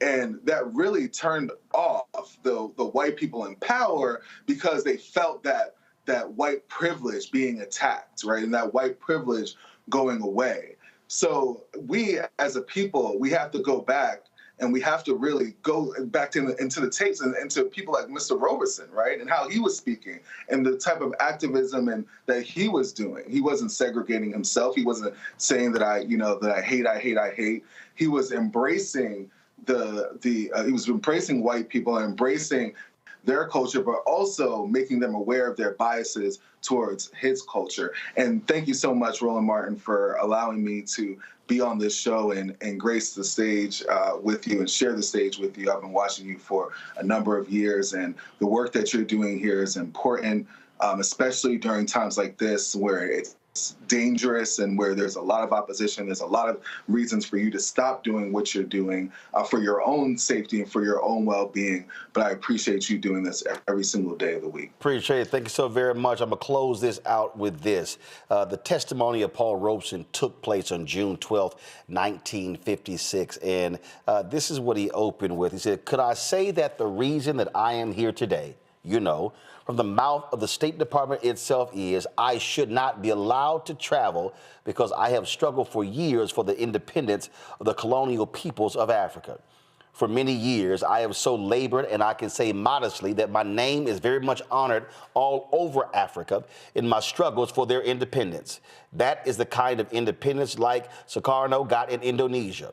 Unless we are double talking, then these efforts in the interest of Africa would be in the same context. The other reason that I am here today, again from the State Department and from the court record of the Court of Appeals, is that when I am abroad, I speak out against the injustices against the Negro people of this land. I sent a message to the Bandung Conference and so forth. That is why I am here. This is the basis, and I am not being tried for whether I am a communist. I am being tried for fighting for the rights of my people who are still second-class citizens in this United States of America. My mother was born in your state, Mr. Walter, and my mother was a Quaker. And my ancestors at the time of Washington baked bread for George Washington's troops when they crossed the Delaware. And my own father was a slave. I stand here struggling for the rights of my people to be full citizens in this country. And they are not. They are not in Mississippi, and they are not in Montgomery, Alabama, and they are not in Washington. They are nowhere, and that is why I am here today. You want to shut up every Negro who has the courage to stand up and fight for the rights of his people, for the rights of workers, and I have been on many a picket line for the steel workers, and this is why I am here today. In Russia, I felt for the first time like a full human being. No color prejudice like in Mississippi. No color prejudice like in Washington. It was the first time I felt like a human being, where I did not feel the pressure of color as I feel in this committee today. He was asked by Mr. Scherer, why did you not stay in Russia? He said, because my father was a slave and my people died to build this country, and I'm going to stay here and have a part of it just like you. And no fascist-minded people will drive me from it. Is that clear? I am for peace with the Soviet Union, and I am for peace with China, and I am not for peace or friendship with the fascist Franco, and I am not for peace with fascist Nazi Germans. I am for peace with decent people. Then Scherer says, you are here because you are promoting the communist cause. Robeson replies, I am here because I am opposing the neo-fascist cause, which I see rising in these committees. You are like the Alien Sedition Act. The Jefferson could be sitting here, and Frederick Douglass could be sitting here, and Eugene Debs could be here. The chairman of the committee then said, now what prejudice are you talking about? He said there was no prejudice against you. Why did you not send your son to Rutgers? And Robeson responds, just a minute. This is something that I challenge very deeply and very sincerely. and that the success of a few Negroes, including myself or Jackie Robinson, can make up, and here's a study from Columbia University, for $700 a year for thousands of Negro families in the South. My father was a slave, and I have cousins who are sharecroppers, and I do not see my success in terms of myself. That is the reason my own success has not meant what it should mean. I have sacrificed literally hundreds of thousands, if not millions of dollars for what I believe in. I say you gentlemen belong with the Alien and Sedition Acts, and you are the non-patriots, and you are the un-Americans, and you ought to be ashamed of yourselves. That testimony could be said of Republicans today in Congress. Let me thank Joy, Andrew, and Michael for being on today's show. Thank you so very much. Folks, the reason we do this show is not just for what's happening present day, but also for reminding us of our warriors in historical terms, a Henry Aaron, a Paul Robeson. All these things matter. Next Tuesday will be Jackie Robinson Day. And yes, that'll be the only time you see me not wearing a Houston Astros jersey. I'll be donning that Brooklyn Dodgers jersey, the replica number 42. What we seek to do here with this show is to provide a perspective that others are not talking about. Let me be clear. Here, we center black people. Black people, people of African descent, are not a part of the conversation. They are the central part of the conversation. Now, there are those who are not black who watch us. I've encountered and met with, and people have emailed me and sent donations of folks who are white, who are Latino, who are Asian, who are Native American, who are gay, who are straight. It doesn't matter. People of all types watch the show, but let me be real clear. Here, we center African Americans. That's not the case on ABC and NBC and CBS. That's not the case on MSNBC, Fox News, or even CNN. Not the New York Times, not the Wall Street Journal, USA Today, and any of these daily newspapers.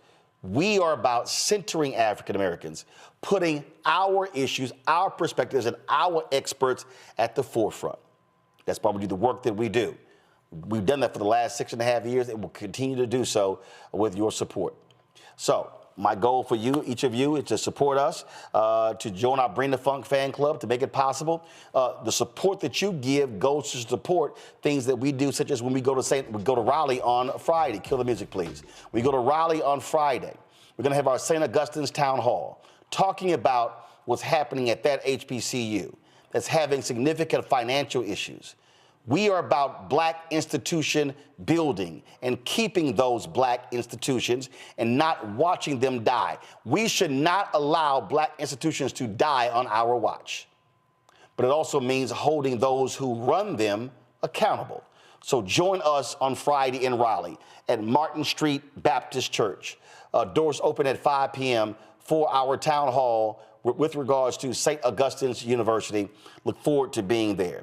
If you want to join our Bring the Funk fan club, again, your dollars pays for our ability to travel to places like that. It costs money for us to be on the road and for travel and gear and for staff and hotel rooms and per diem, all those things. And so our goal is to get 20,000 of our fans contributing on average $50 each a year. The goal is to raise $1 million from our fan base. There are money we get from advertising from YouTube, from third-party advertisers, but your donations are hugely critical to the success of this show, not just my show, but also to the other shows on the Black Star Network. So if you want to support the work that we do, here's your option via Cash App. They closed our accounts because they changed their rules. So use the Stripe QR code. It's right here on the screen. You can go to if you're listening, go to blackstarnetwork.com. If you want to send a check, please do so now by sending a check to us. Make it out to Roland Martin Unfiltered, not Roland Martin, not Black Star Network, not Unfiltered, not Uncle Roro, Roland Martin Unfiltered. Send it to P.O. Box 57196, Washington, D.C., 20037-0196. PayPal is paypal.me/rmartinunfiltered. Venmo is venmo.com/RM Unfiltered. Zelle, Roland@RolandSMartin.com, Roland@RolandMartinUnfiltered.com. Folks, be sure to download the Black Star Network app, Apple phone, Android phone, Apple TV, Android TV, Roku, Amazon Fire TV, Xbox One, Samsung Smart TV. Be sure to get a copy of my book, White Fear, How the Browning of America is Making White Folks Lose Their Minds, available at bookstores nationwide. Also, folks, if you want to get our merchandise, please get our merchandise. Of course, you can get your shirt, hashtag We Tried to Tell You, FAFO 2025. Don't blame me, I voted for a black woman. And of course, I saw that Anthony Scaramucci quote the other day, and it said, MAGA chose, first of all, I love the shirt because it really speaks to what's going on. They said, MAGA chose between woke or broke. They chose broke. Y'all can get that shirt as well. Go to rolandmartin.creator-spring.com. The QR code is there. Go to blackstarnetwork.com. Also, download the app Fanbase. Let's add 1 million followers to that. And if you want to invest in Fanbase, go to startengine.com/Fanbase. Folks, that's it. I'll see y'all right here. Roland Martin Unfiltered on the Black Star Network. Holla! Black Star Network is here. I'm real revolutionary right now. Thank you for being the voice of Black America. All the momentum we have now, we have to keep this going. The video looks phenomenal. See, this difference between Black Star Network and black-owned media and something like CNN. You can't be black-owned media and be scared. It's time to be smart. Bring your eyeballs home. You dig?